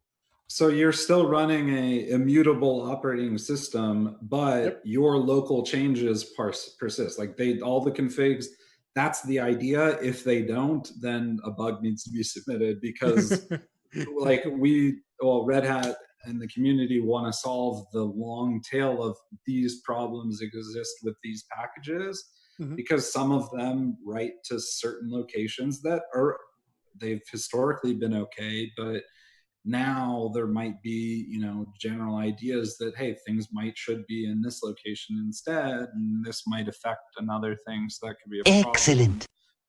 Exactly. And just to prove again, we had version 76, and now we're in version 75. Now, yeah, do we want to kick off another upgrade through the OS tree? do the this time? status and see what it looks like. So you could see you still have the 2, and you are currently booting into that one with the dot, right? But you could see the dates and the commits and all that stuff, which is cool. Well, that's today, right? Yeah. So that was a version that was created today. Yep. I think that they push. It seems like there's probably maybe like 2 or 3 times a week, but it's not. I'm sure maybe it's a set schedule. I don't know, but it seems like it is. But it might not be set per se. But basically, as new RPMs and new packages come out, they're going to go and set up a new image or whatever that happens every so often. So again, just to make sure I fully understand this OS tree installation we have is the base installation. But when we install something like Chrome on there now, it will not be part of the OS tree because it's not part of the base installation. It'll be just another layer, or does it get added to it as and would it be released as the way that I understand is it's a layer that's on top of that, and any of the files that might have changed, I think, might be reflective in that layer.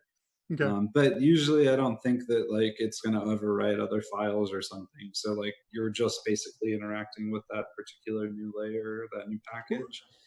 So it'll create a new layer on top of it, as far as I'm aware. The reason why I'm asking, so that there is a core group of applications, which in this case Firefox is considered to be part of them, that is part of the OS tree installation that Red Hat, or sorry, whoever is signing off on these OS tree thingy, says that these will work no matter what. Yeah, I'm pretty sure. I don't know. Like, one of the things that I don't know is, can you uninstall Firefox? I haven't tried that. I use Firefox, but I haven't tried. There's not a lot of packages that are installed in my idea that like stuff that I wouldn't normally use or have a reason to have. But so I don't know. Maybe let's see. So do like rpm-os tree uninstall Firefox.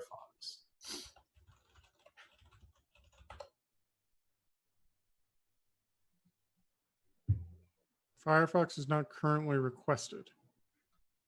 So it's a part of the image, but you're not layering Firefox on top of that, I guess. Interesting. Okay, yeah, so I guess that makes sense to me that way. So like the base image, that's probably part of the reason why Silverblue is more minimal, is because that base image is the base image, right? Yeah. So if we want to change to the new version, OS tree. So there's 2 ways that you could do it, right? You could do RPM OS tree and do an upgrade, and that would do the same thing, right? And but usually the reason why you're going to roll back is if you broke something or whatever, and you want to roll back. If we do an upgrade, wouldn't it create another deployment? Because in theory, exactly, we'd have 2 different entities then, right? So if you do right now, if you do an upgrade or install another package, for example, it will create a new OS tree, and you're gonna lose that original, the other one that we rolled back from. Because it maintains your previous. So you're going to lose that one. So that's like an easy way to do it, but you don't have to do it that way. The way to go back to the one to like unroll back would be to basically set the OS tree that you're going to boot into. So I think you're all around the right path to do that. Or there's a, sorry, hold on, what's the command? I think you have to do that. I don't think you could necessarily do that from OS tree. Maybe you can, and if you can, I'm not sure. That's rebase. OS tree, rebase. So no. Switch to a different tree. So rebase, so you're currently on the OS tree for Fedora 32 or whatever. This command that I'm gonna figure out. This is starting to feel a lot like Git. Just starting to feel like I'm just waiting for the, hey JJ, you should do OS tree, RPM OS tree checkout, head, go break, caret, rebase, -I something. That was a Git joke. That was really It's sorry, I'm typing. It is very similar. Like these packages or these trees are all, I guess, some form of them are hashed together or something like that to get the hash, and you could move from thing to thing. So whenever the VM booted back up, I got sidetracked. But one of the things that was really interesting and cool is when 31 came out, I set a pin to the OS tree of 31 that was working, everything was fine. That I know that I could go back to because I want to say, hey, I want to save this particular thing. And I then did the RPM OS tree rebase, and there's a certain set of text that you have to do, which we'll see what it looks like. I got to figure out the command real quick, but that allows you to switch and upgrade to say 31 or boot into a different operating system, really, that you know about. So like if there was some other, or RPM OS tree stuff that you could work off of or whatever, you could pass that in, and you probably could switch to maybe like Fedora to Kali Linux or something if that was available for them, right? And you can easily switch that way while your home directory would be the same. I don't think anybody's doing that now, but I think that that's something that could happen. Nice. And you have like, you boot in, your GNOME terminal has the same shit that you set up already. Like everything's nice. And you could switch operating systems if you needed different operating systems for whatever reason. That's really cool. That's neat. That's really neat. So the command is like, so run OS tree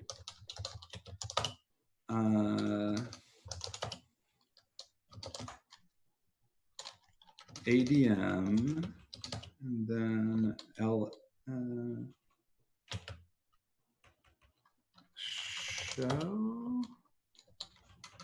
or ADMIN admin.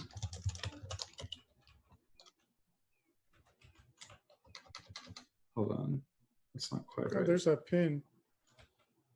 Yeah, so ADM admin status.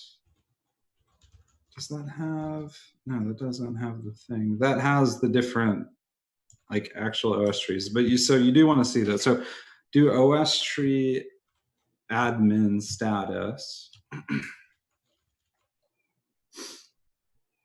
Nice. And that shows that you're similar to the RPM OS tree, but this is actually what's like maintaining the RPM OS tree is calling OS tree. So what you want to do now would be, what is it?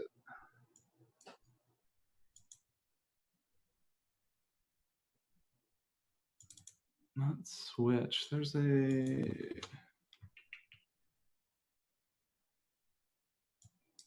I don't quite remember what it is because I don't play around with it too much.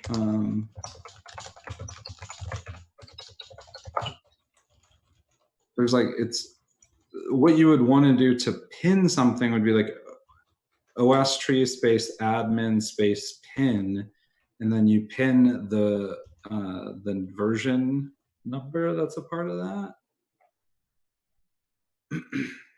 Index. Or pin the hash, I mean. Sorry, you pin the it says Fedora and then like the hash.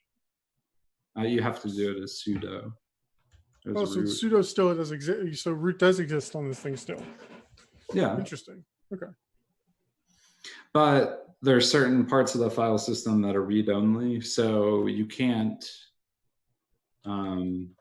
modify some things.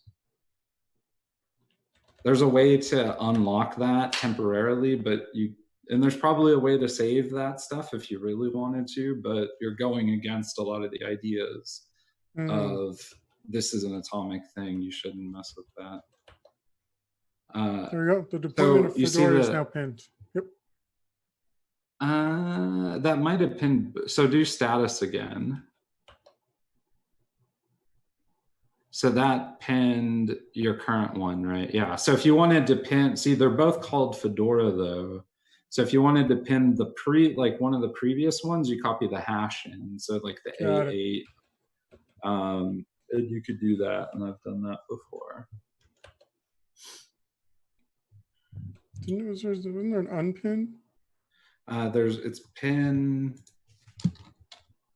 RPM, or sorry, OS tree admin pin -u.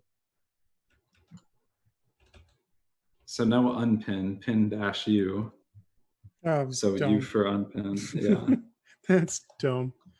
Yeah. Everything's handled by that one command, man. there should be a like a shortcut or whatever if they could translate unpin to pin -u. So back to that reboot to the new version, it does say rollback here. So if I do because I rolled back to the older version, so we upgraded, got to the new version through the GUI, then we rolled back to the older version because we wanted to see the version of Fedora, Firefox. With this rollback here, could I roll back and it actually would, in theory, roll me forward? I do not know. Because why else would they show that rollback here, right? Yeah. I try it, see what happens, because it'll tell you which one I think that you're going to boot into next. I mean, you only have one other deploy. Yeah, there you go. That worked. So that's how you go back to the one you rolled back from.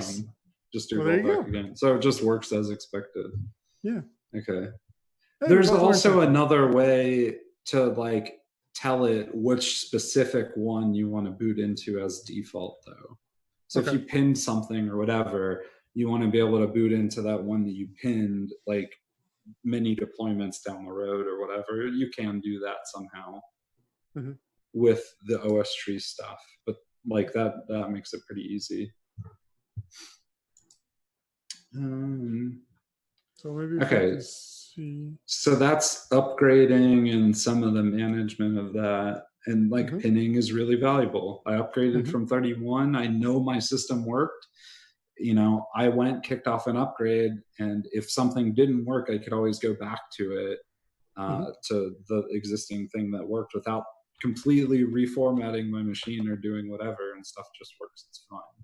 That's really nice. That's very nice. Which I did like that. Granted, now I think upgrades for like operating systems are pretty solid.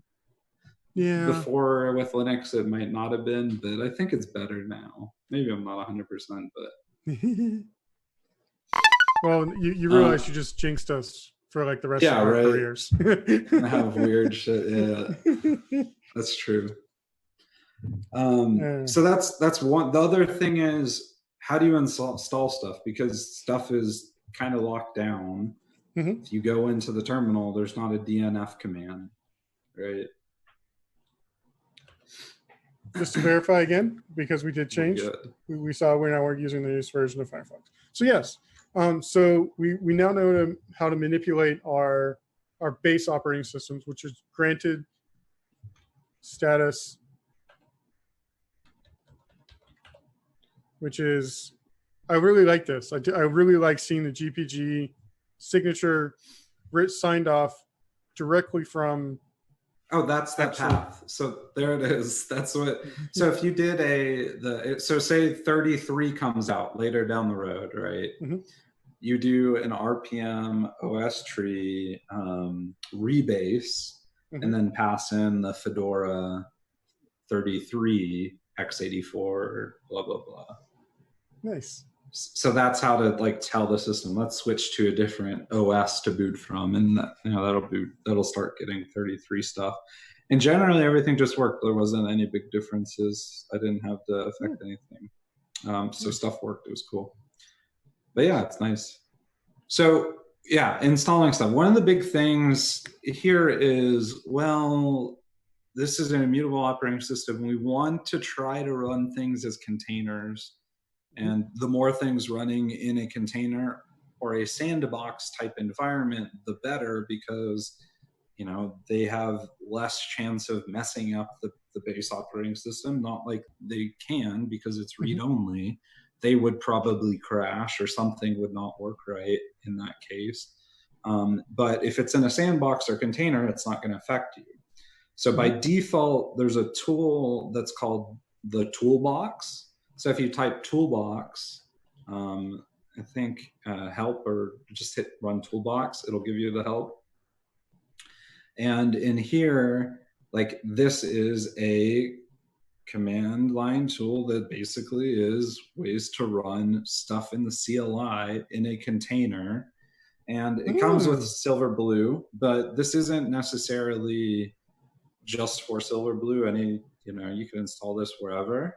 And it's going to use like a Fedora version of a container, and it's going to run it in Podman, and it's going to manage that stuff for you. And you can have multiple toolboxes, and you can name them different names if you wanted. I only have one. I don't like use it that much, but I could see it. Like, if I was a consultant and maybe I went to a new customer and I was working on their stuff, I go to the toolbox and I just say toolbox create, give it a name, and I get a base set of whatever. And then I could go and install DNF, install stuff that are command line tools. This isn't GUI stuff. So if you just do toolbox create, and I don't know if there's anything else that you have to do. I think by default it'll give you the default, but you could give it a name. Let's see. Didn't like the name. And -I name. Nope. Yeah. Well, -I will give it an image name. So you wanna do -C. So by default, the toolbox on Silverblue is gonna use a Fedora version 32 at the moment. When we upgrade to 33 eventually, it'll use 33 image. So what you're going to do is, if you wanted to use like CentOS or something, you could do toolbox create -I CentOS, or you could also just manage this stuff yourself and do podman run and give it the same Docker syntax stuff.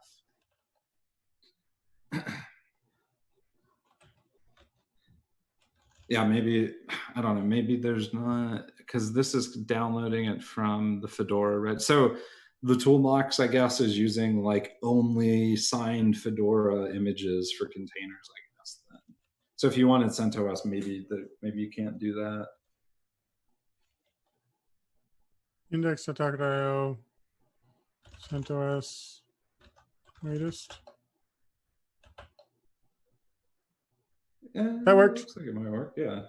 So you have to go the full path, I guess. Yeah. But the one that it gives you by default is pretty nice. It's just like a Fedora machine or whatever. I don't, Brian, if you've learned anything, do I ever go down the happy path? You don't have to. No way. So, so what you do is you do currently, so type DNF, you still wouldn't have it, I don't think.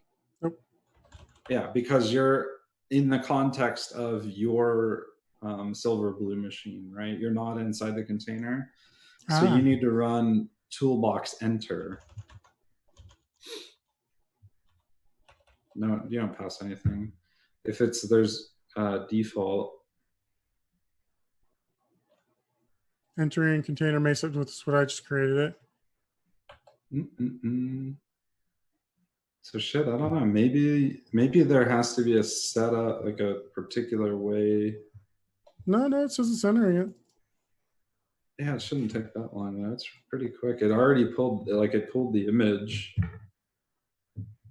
Uh-oh. Yeah, maybe the toolbox doesn't like different images yet. So maybe I missed that a little bit. Or maybe it likes certain ones, I'm not sure. Because yeah, honestly, I haven't used any different ones. I've just used the one that's built in, and but yeah. Could also be they're running on a VM and it's just not happy. No. Yeah, that's true. Well, it's a container. Containers usually should work fine. Yeah.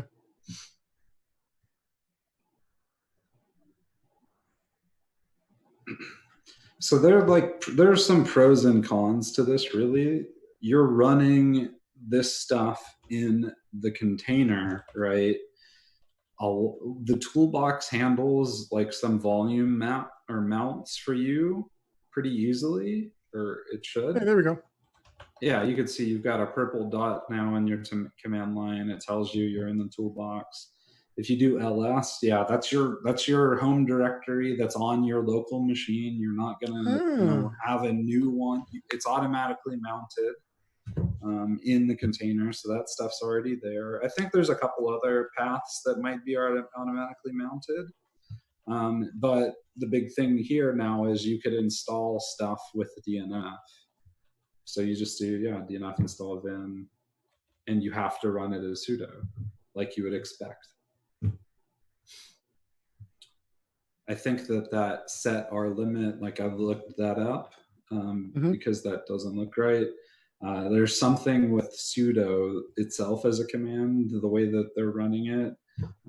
And basically the recommendation right now is to like disable that check or whatever, and stuff just works fine. I'm not sure what it does, but anyways, it doesn't seem like it causes stuff not to work with it there. It's just kind of annoying when you're upgrading or using sudo, I guess, right now. So just to make sure I get this correctly. So now we have a container. We created a container called May 22nd Fedora, just because I couldn't think of it any better. We got into it. I'm used sudo to install vim. Now that I'll have vim on there, I can play around if I want to. But what I could do is I could exit it here after getting it installed, and then I can come back into it. It just does. It's not ephemeral. It sticks around. Yeah, this is a toolbox of stuff that you care about, right? Okay. It's in a container, and when you just type exit to like leave or close the terminal, like it will still be there. And when you do toolbox enter and give it that name again, or if you only have one toolbox, it'll by default use that one, and you're back into where you were. Nice. So yeah, you definitely, no matter what, could do multiple toolboxes. And I know some people that have done that, like, as a consultant, they go in, they do this toolbox is for this customer. And that's kind of a cool idea, and that's a neat way to handle stuff. Because it's a container, can you commit to it? Because it's a container, can you just do like Podman images and see that image, make a commit, and then ship it to someone else? Yeah, you should be able to do that, I think. Yeah. So exit out of it. Oh yeah, you already exited out. Yeah. You could do Podman PS and see it running. It should be running. And it's not doing anything. Oh, yeah. So it stays. Oh, but they don't have the name. Oh no, there it is. There it is. It's called That's really cool. So it's back to the joke that Jesse Frizzell had for the longest time, where she's like, I ran all my whole laptop in containers, and it was a nightmare at the time when it was just pure Docker to do that. This is kind of like a hybrid in the middle approach to doing everything in a container. A lot of things. But this is a practical use case of it. It gives you enough of a base OS so you can interface with it. Then you have your toolboxes of the different entities of the applications you want, and because they're in containers, you can ship them around or do whatever you need to do with them to make that stuff happen. also it doesn't fuck with your base OS, where Yep. that's always the problem. Is that back to my FreeBSD box, right? I don't know what to touch inside of it because I tried spinning up Yeah, you Beehive to messed do up so VMs. many things, Yeah, but you don't yeah, trust the base image that thing is on any, like I've been there before for a yeah, server I'm playing with, because I know like 6 months down the road, like things work now, but what did I install that like I don't exactly. care about now? You know what I mean? So like you don't have that problem with this, but this is a That's workstation really first cool. idea That is the is main really thing. cool. Um, Now, can I get my VPN to work from IBM? Because then I could rip off Fedora 32 completely and put Silverblue on there. But that's a different conversation. Yeah, you should. So this right now, the toolbox is the container that's running there. A lot of the volume mounts are mapped like your home directory that you would Mhm. want. So it feels like you're still working on your own machine, but it's in a container when you install packages. But these are Ah, CLI things, right? yeah. So GUI apps make it a little different. And the best approach that Fedora projects said is, hey, let's use Flatpaks. Okay. You could install Snap Flatpaks. and App Image or whatever, but Flatpak is the common thing to package applications in a sandbox nowadays and ship them so that they could work on different Linux operating systems, really. So just look Flatpak. Yeah, I've never ever used them. I've used Snaps just because I had to get Spotify working on and Slack working on a machine before, Yeah, but and I've they just ship never. them via snaps now, or some people are shipping stuff via Flatpak only now. Yeah. Um, so those work. Flatpak by default's installed, and for the most part, a lot of stuff is already available. Um, and you could install stuff, right? There's two ways to install it. Mhm. Or install an app. One would be via the command line, and the other is via GNOME software. So the first thing you did was you went and did the upgrade.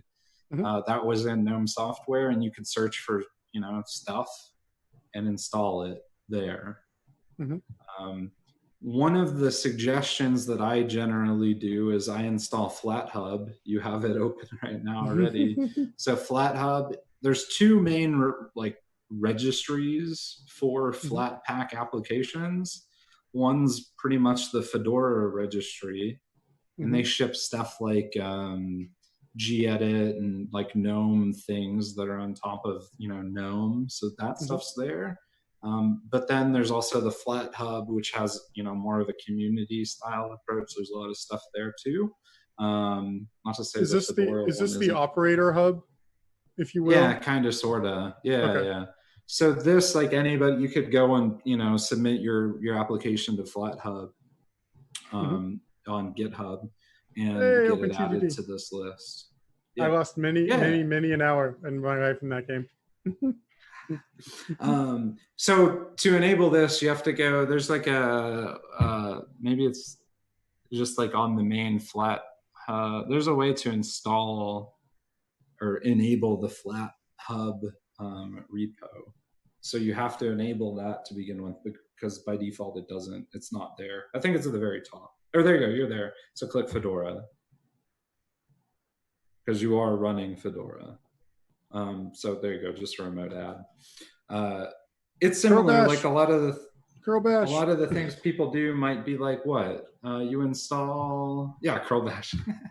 No, flat hubs. I mean, flat hubs a little more vetted, maybe not. What? Copy. Copy. It was not letting you copy. Ah. No copying and pasting. Nope. All right. So what was this flat hub? Flat. Flat. Flatpak.org.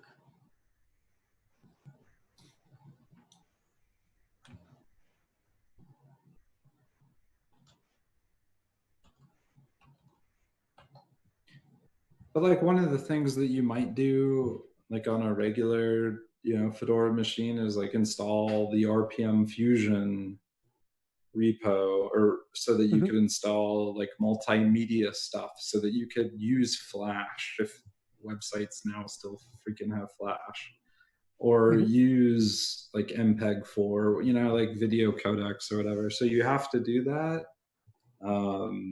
because Red Hat doesn't want to ship those packages. Neither does Fedora, to be able to play the proprietary video codecs. So RPM Fusion exists, and you do that. FlatHub exists with Flatpaks as well to give you some of that stuff that's not a part of the regular repo. Nice. Yeah, so like you could do Flatpak, FLAT, PAK, search, and you could search for something. So search for like gedit, I don't know, or that game that you just mentioned. I can't remember the name.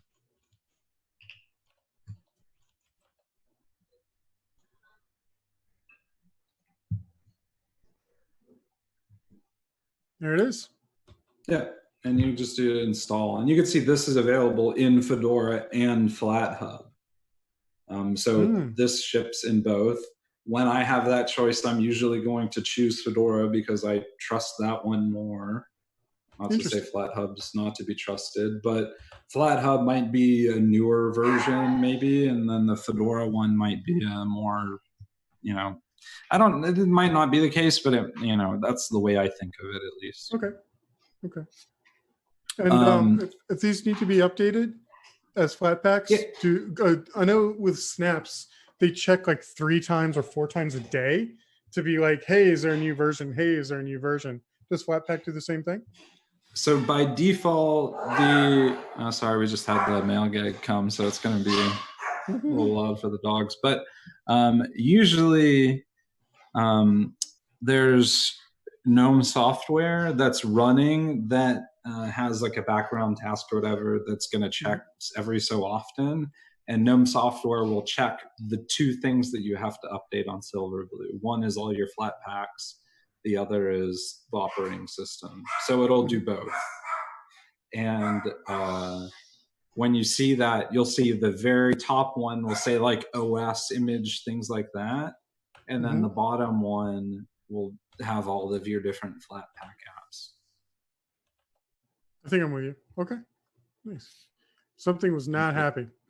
Yeah, there's some weird, I don't even know what the heck. That looks better now. Hopefully. Yeah. So cool. So again, just to make this very clear to anyone. Oh, sorry. Jay Solomon 1. Can I ask a question about the Call for Code challenge, please? Okay. I've not been able to use the learning portal.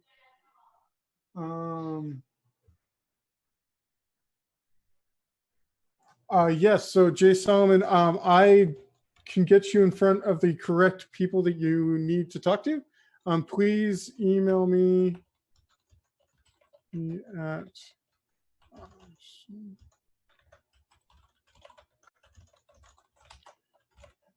awesome@IBM.com. Yep. Most likely, Jay Solomon will end up asking you to join the Call for Code Slack team, where we can probably help you debug that in real time. If you haven't actually had a chance to look for it yet, I will bring it up real quick. Call for Code Slack.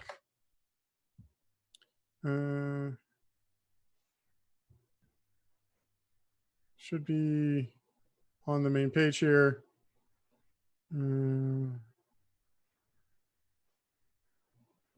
Where is it? I know I am part of it, but yes. There's a blue thing at the top. Accept the challenge. I thought there's like you sign up for the Slack team, then you get it. I think it. Maybe. Find your squad. Checklist, but no. It's in here somewhere. Wonderful. Yes, Jay Solomon, don't hesitate. Please email me with some of the a much more detailed issue what's going on, and I will get you to the correct people. Thanks again. Where were we? So yes, Yeah, so we installed a yes. Flatpak. You got it. So now, yeah, like that should be available in your list of apps. Yeah. And again, just to make sure I fully grasp this, it's no longer, it's not part of the OS tree. It's now a layer on top of the OS tree that is um, is immutable, right? Where we can Not rip out the even. OS. No. Not even. No. Okay. Yeah. Okay. So when we did the upgrade, we're doing an upgrade to the image of the operating system, right? So that's Hmm. messing with the OS tree, giving us a new image to boot off of. Yes. We then went into the toolbox. That's a container that's running on, running via Podman on the machine, right? And we could Okay. see that there, but it has volume mounts. It's not an ephemeral container. So that's not managed by that. It's just a container there. And that image is on your, wherever it normally would go. This is a Flatpak like application. Hmm. So like when you install a snap, usually like these are installed to maybe a specific location on the machine. Hmm. And that's a read write space that you could access to, right? So it's installing normally, doing its normal thing, but it's managed by Flatpak. The reason why you use this stuff, or why developers would want to use this, is flat. Like if you want to create an app for Linux, that you Hmm. don't have to think about Fedora or Ubuntu or CentOS, or Hmm. is this going to run in Arch Linux? Like you don't Hmm. have to package things for each distro. You package it one time using Flatpak or app images or Snap. These are all competing ways to Hmm. do that. Red Hat and Fedora really embraced Flatpak, and it comes by default. Okay. But the other ones are available, and they work on other operating systems too, right? And they Hmm. work on Fedora, no doubt, as well. But you would package that so that you don't have to build that image for your app, or that RPM or that deb for every operating system. You just build one; it works on all Got it. Okay. of them. It's like, I don't know. Like think about Electron apps, where Electron apps are like a web browser that Hmm. allows you to run apps on Windows, Mac, and Linux. Hmm. This is a native Linux executable that runs across Linux distributions. Nice. Nice. Yeah, Okay. that's the way I kind of think about. So this is running within a sandboxed type environment. I think it does some stuff with Sweet C groups. Maybe I'm not Okay. quite right, but I think it does. So when that application is running, it's running in a sandbox, Hmm. similar to how a container is, and it might have its own, volume mappings to be able to check out like a config file that's in your Hmm. home directory or something. But it handles all that. You don't even have to think about it. It does that for you. So Chrome is not available. Neither is Chromium, nor is Brave. None of these things are available via Flatpaks. Oh, really? Not available via app images or snaps. Hmm. They do some more complex stuff, and Google or whatever just doesn't ship them that way. Maybe they will Okay. eventually, Hmm. but they're not there. So when you run into an app like that, or maybe you have a command line app that you want to have as a layer, as a part of your system Hmm. that's not running a container, that's when you have to go and install stuff as a layer on top. So not Got as a it. Flatpak, that's when you need to do it. So Chrome is a good example of why you need to do this, Awesome. And at that's least right that. now. That's that RPM. Oops. RPM OS tree. So normally you would how would you install Google Chrome on Fedora? You would go and add the Google Chrome red or RPM repo, and then you go and install Google Chrome. So you gotta go do both of that. So I have the file that you need to be able to do it. I think you could. That's probably, let's see. These are plugins. Hmm. There should be one for, go to Fedora registries on the side, or repositories on the side. There's no, shit, that's not it. That's just talking about regular Fedora registries. So this one says I just go to this link and then I download Chrome, select 64-bit, and then do DNF install. Try it. Let's see if it works. All right. I don't remember. I don't think I installed it this way, but it might be. This is the way that it says. Let's see if this should. We're on this adventure together, sir. Yeah. Okay. The easiest path, the easiest path, the better. So hell, if this works, this is better. I went down the wrong, like a longer way. Although, what I did was I added the Google registry. And then installed Google Chrome from that registry. Oh no, I made it angry again. It seems that OpenTTD like sucks up all the processing or something. You don't have like graphics card acceleration enabled on that VM? It seems I don't.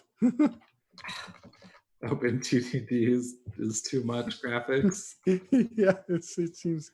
I probably should have clicked that checkbox. Okay, so what was it? Google Chrome browser desktop. Google Chrome browser desktop.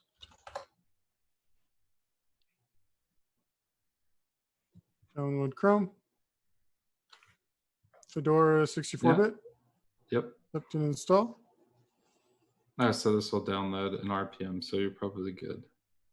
Yeah. Go ahead and do Archive Manager. Yes? I don't know if that'll work or not. It might. Let's see. Oh, yeah. No, Archive Manager. It's going to try to extract it. Oh, we don't want that. Yeah, no.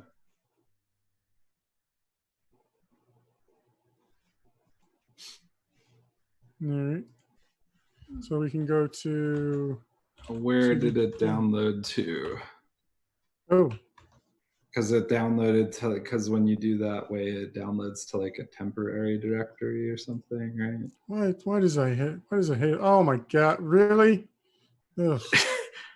Temp Mozilla / temp / Mozilla admin. Yeah. Oh God, it hates us, doesn't it? The whole web browsers, depending on which one you choose, do you want to run it or do you want to save it? Like, do I not want to do both? I don't know. Yeah. Okay. So OS or RPM OS tree install, and then just give it that Google blah blah blah. You could probably do like star RPM or whatever. I hope I spelled it right. Oh my God, that's because you're watching me. It is too hard to type, man. Really is. People make fun of me and how badly I type on stream and all. I'm like, well, you try to type. Oh, look. Yeah, it's hard, isn't it? Yeah. It totally is. No doubt. I mean, I have that problem all the time. You'd think as developer advocates who our job is literally to be in front of people showing... talk and type at the same time, but no, not possible. Nope. Oh, and also make a good joke so people don't walk away. Oh, so hard. So hard. 100% agree. 100% agree. But see, that's the reason why we do this, Brian, because it's fun. We at least have fun while we're doing it. I mean, I agree with you. I agree with you there. So let's see. So this is now doing that layer thing, right? So it's creating a new layer on top. And once it's done, it will have a new OS tree that has that tree added to it now, I guess, that you would boot off of, right? And it'll get updates like it normally would. It'll talk to the repo and all that stuff, and it'll get updates like it normally would. But the thing is, you installed it, it's not available because this is now a part of your set of base images and the altered packages that you have installed on top of it, right? So like if you want Vim available here, Vim is available in the regular Fedora registry or repository. You just do like rpm-ostree tree install Vim. And instead of giving it RPM, you're giving it the name of the package that DNF would normally install. So wait, just make sure. So now that we have our own OS tree with Google Chrome attached to it, inside of it, we have to reboot to get Google Chrome to show up. Understood. But Google Chrome moves really, really, really fast. So will it go out and try to constantly update itself against the new version? And then every time a new version happens, I have to reboot my whole system to get the new version? No, does that make sense? Google, whenever, so like this installed it via like the package manager. Whenever it's installed via the package manager, like Google Chrome will update whenever the package manager does its update. So it doesn't have like that auto update that's a part of it. It gets auto updated like any other package on the next wood, which would be usually via DNF, but now you're using rpm-ostree tree, so that's going to update it for you. So whenever that runs, it'll update. Or GNOME software will give you a little warning and say, oh, hey, look, you've got upgrades, you should do them. And you'll have that. Yeah. And then we have a new OS tree with the new changes inside of it that we could always reboot. Like, we should have probably pinned our version of the OS tree as an actual like release of like before Chrome or whatever to say that we had a clean slate. Would that have been better best practice? So if you're installing or playing with stuff, or you have like, this is a nice golden image, this works pretty well, like I know that this is good, like in that. I don't think the Fedora Silverblue documents or whatever like talk too much about pinning, but it's something that you can do and it's valuable. And I think that like best practices for use cases are probably being figured out. But if you're just installing Chrome and then you're rebooting, like in that example, right, you could always do rpm-ostree rollback and go back to previous state. True. So true. You should test out, when you change something, maybe test out like, hey, did that work or whatever, and nothing else is broken. Yeah, your original description of pinning was like a major upgrade, right? From 31 to 32. In my mind, pinning was kind of like, I saw that, I completely understood that, but then being that I had to put a layer on and create a brand new OS tree, in my mind, that is a major change. So I was trying to, if you will, in the Git terms, that makes sense. Tag my release saying that I had this version with Chrome underneath it. And then if I save that version, I could always roll into it if I needed to. Otherwise, I wouldn't have it. I don't know. I'm really starting to see this as like a Git branching kind of thing. It is. I've seen something that kind of broke apart like the OS tree and maybe alterations from that, and it does. It looks very similar to what a Git tree would look like. Same stuff, right? So there's a couple caveats here. Like I said, some apps don't necessarily react the way that they should when you install them via rpm-ostree. And you might have weird problems where some apps might not install because they try to write somewhere that they shouldn't. And that's a problem that a bug needs to be generated for. And the Fedora team likely needs to look into that, or that package manager or maintainer, whatever, needs to look into that to support Silverblue if they want to. They should. But that's something that would have to happen if you run into a scenario where something doesn't work. But usually things do, and I haven't ran into that too often. Google Chrome did not install at all when I tried Silverblue the first time. And a couple releases later or updates later, they fixed it. It works. No big problem, right? That was Fedora. They changed some stuff.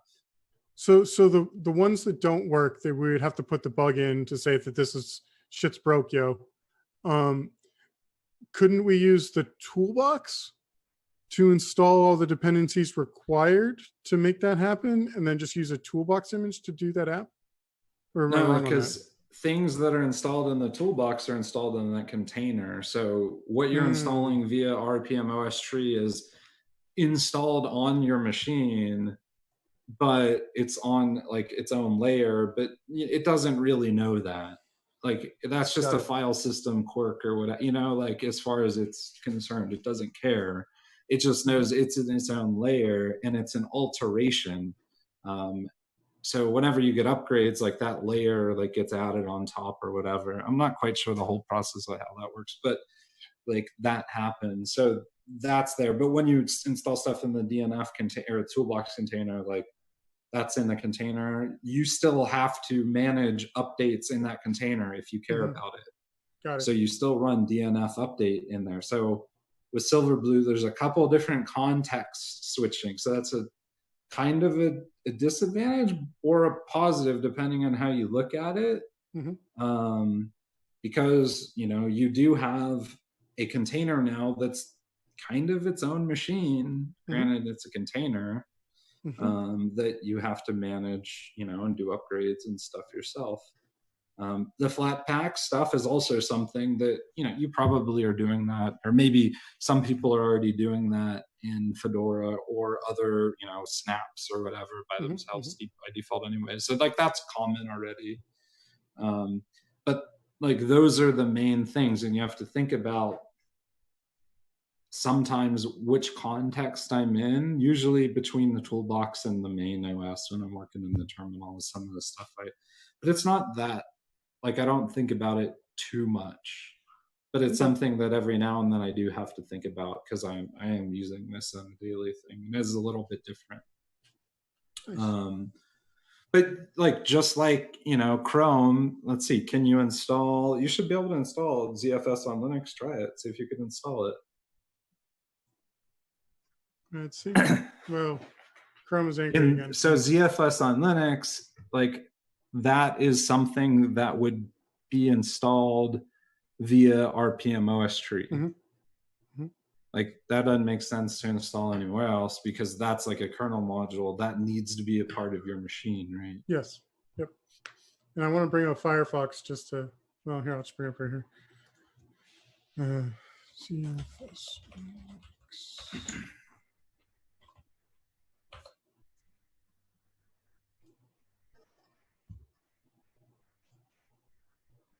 They have, go to Fedora. I was gonna say on the side they have Fedora specifically.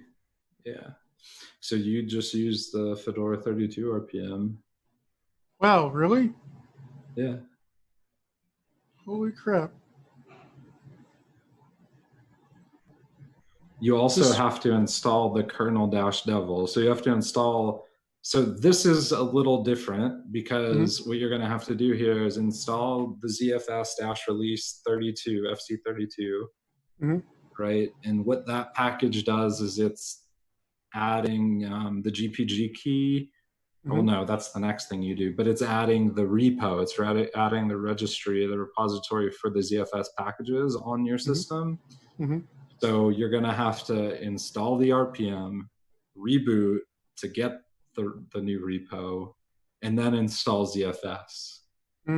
So that's one of the disadvantages of the whole atomic idea is in a regular Fedora, you would just install the RPM and then you would just do enter and install the ZFS package, right? But in essence, we're doing a git commit when we reboot. Right, like in essence, yeah. What that might actually be worth OHing on Twitter right there. The new git commit is reboot. Seriously.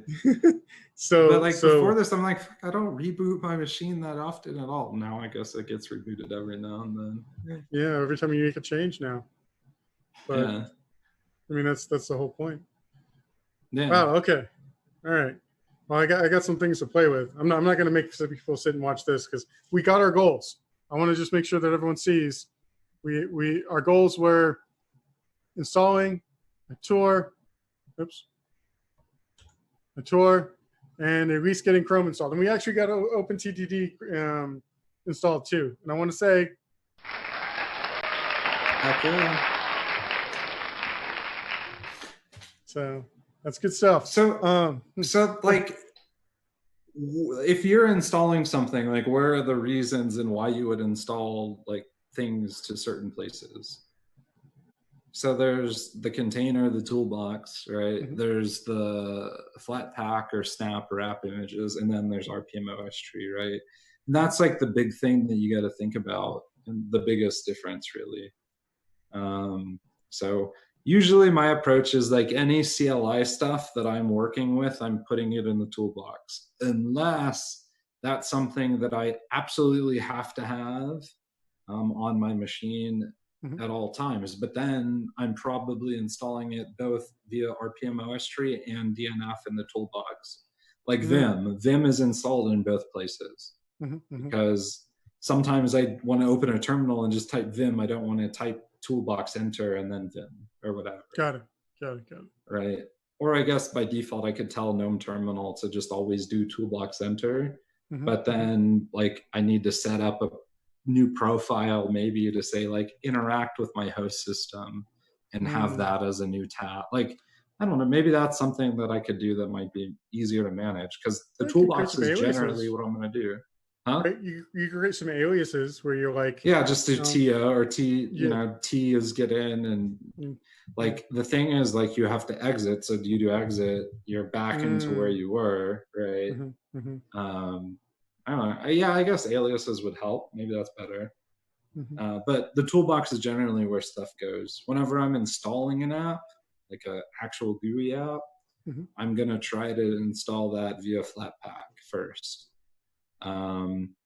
Whenever something like a kernel module, like I run Silverblue on my ThinkPad, and I have, it's called TLP. TLP does like some battery optimization stuff. Like, I don't have to be an expert in knowing that the kernel needs to be tuned down this way to get better battery life. I just install TLP and I don't think about it. So TLP might have a kernel module that does some cool stuff, you know, with a battery, and I can install that via RPMOS tree or Google Chrome, for example. Not available via Flatpak, but there's an RPM. I can install it as a layer. But generally the idea is try not to create as many layers. Try to put stuff in the toolboxes or install them via Flatpaks. Awesome. Not like it's a limitation. You can do that, but the idea is try not to.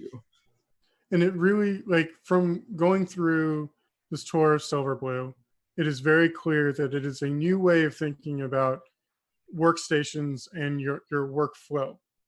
Yeah. And the Fedora Core OS is basically the same thing without the GUI in front of it. Is that an accurate statement? Yeah, I think so. I mean, I don't know, like, if there's other bigger differences, but like Fedora Core OS has OS tree and it's managed via OS tree. I would imagine there's probably still RPM OS tree. I just haven't tried it myself yet, but I would imagine that's still there. Is there a way to control multiple Fedora?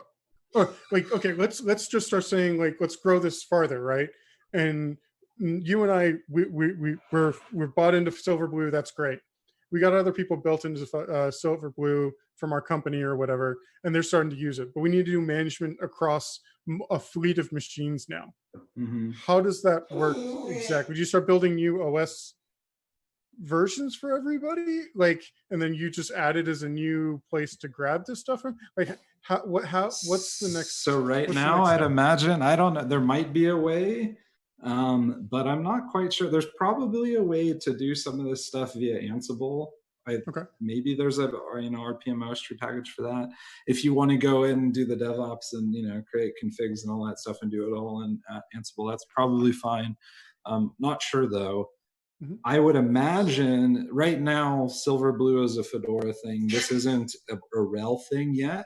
But Got it. I'd imagine that this probably will be eventually, Mhm. at some time, or at least I hope so. I like the upgrade mechanism. Mhm. I always liked the way Chromebooks updated. They worked Mhm. well. Things just worked, and I didn't think about it. Yep. Like Yep. whatever. That's how devices nowadays are updated, anyways. So it works that way, and it gives you some guarantees, which is cool, and I liked that. And I think that this is my own opinion, but I think this probably will go into RHEL, at some Mhm. point. Okay. And when that happens, like Red Hat has tools. There's it's called Satellite. Satellite, Yeah. and Satellite manages workstations and desktops, and you could do that. Mhm. So that's one way. I remember also, like, I don't know what happened to this project, but if you're running like Fedora Core OS, Mhm. um, I don't, this probably doesn't work, but in the Core OS days, they had something called Fleet. And Mm. Fleet was a way to do like distributed system D management. Oh, So if you cool. have servers, Mhm. you just manage some system config files and tell them these go here and that goes here to this server node or whatever. I don't know the official terminology, but Fleet did that. I have no idea what happened to it, but I don't think it's still around. Maybe it is. I don't know. But yeah, that was one way, and that's a way to do server management. If Nice. you're managing some set of servers that way, Yeah. but I don't know. Arguably, should you be doing stuff that way? You should be doing container native stuff Exactly. using Exactly. Kubernetes, man. Yeah. Yeah. That's the whole point of it, right? So awesome. Well, Yeah. I'm feeling that this was great. I feel like I truly learned a lot today, and you converted me. That Silverblue is pretty cool, man. I there's genuinely, some yeah. there's some problems with it, so I don't run into them too often, but I don't want to say it's perfect, but it is Yeah. really good, and we're working to make, or well, Fedora team's working to make it better, and it does generally works pretty well. Things just work. It's nice. Yeah. So cool. Well, thank you. I'm gonna give the stream a couple seconds or so to catch up and ask any final questions. Cool. Hopefully, people are still there. We still got people watching, which is always good. And if you just came in late and weren't too sure where we started or anything like that, I will be pushing this up to YouTube like I normally do. And I will put the agenda inside of it to make sure people kind of see where we're going. So if you want to watch it another dime or whatever, or just follow find me on Twitter at JJ Asgar. Also, Brian, how do they find you on Twitter? Brian Tanis. No? Okay. Yeah, Nice and easy. You got to straightforward. figure out how to spell my last name, Tannous. There you go. Awesome. Cool. Well, thanks. Thanks, everybody. And right at 2 hours and 30 minutes. We didn't take a break. Cool. Did you notice that? We just Yeah, shot no, this whole time. So it's I need time some for water. I've been talking too much. That's so true. So true. Well, all right, cool. Well, thanks everybody. And we will see you guys next week. Yeah. Cool. All right. See you. Bye.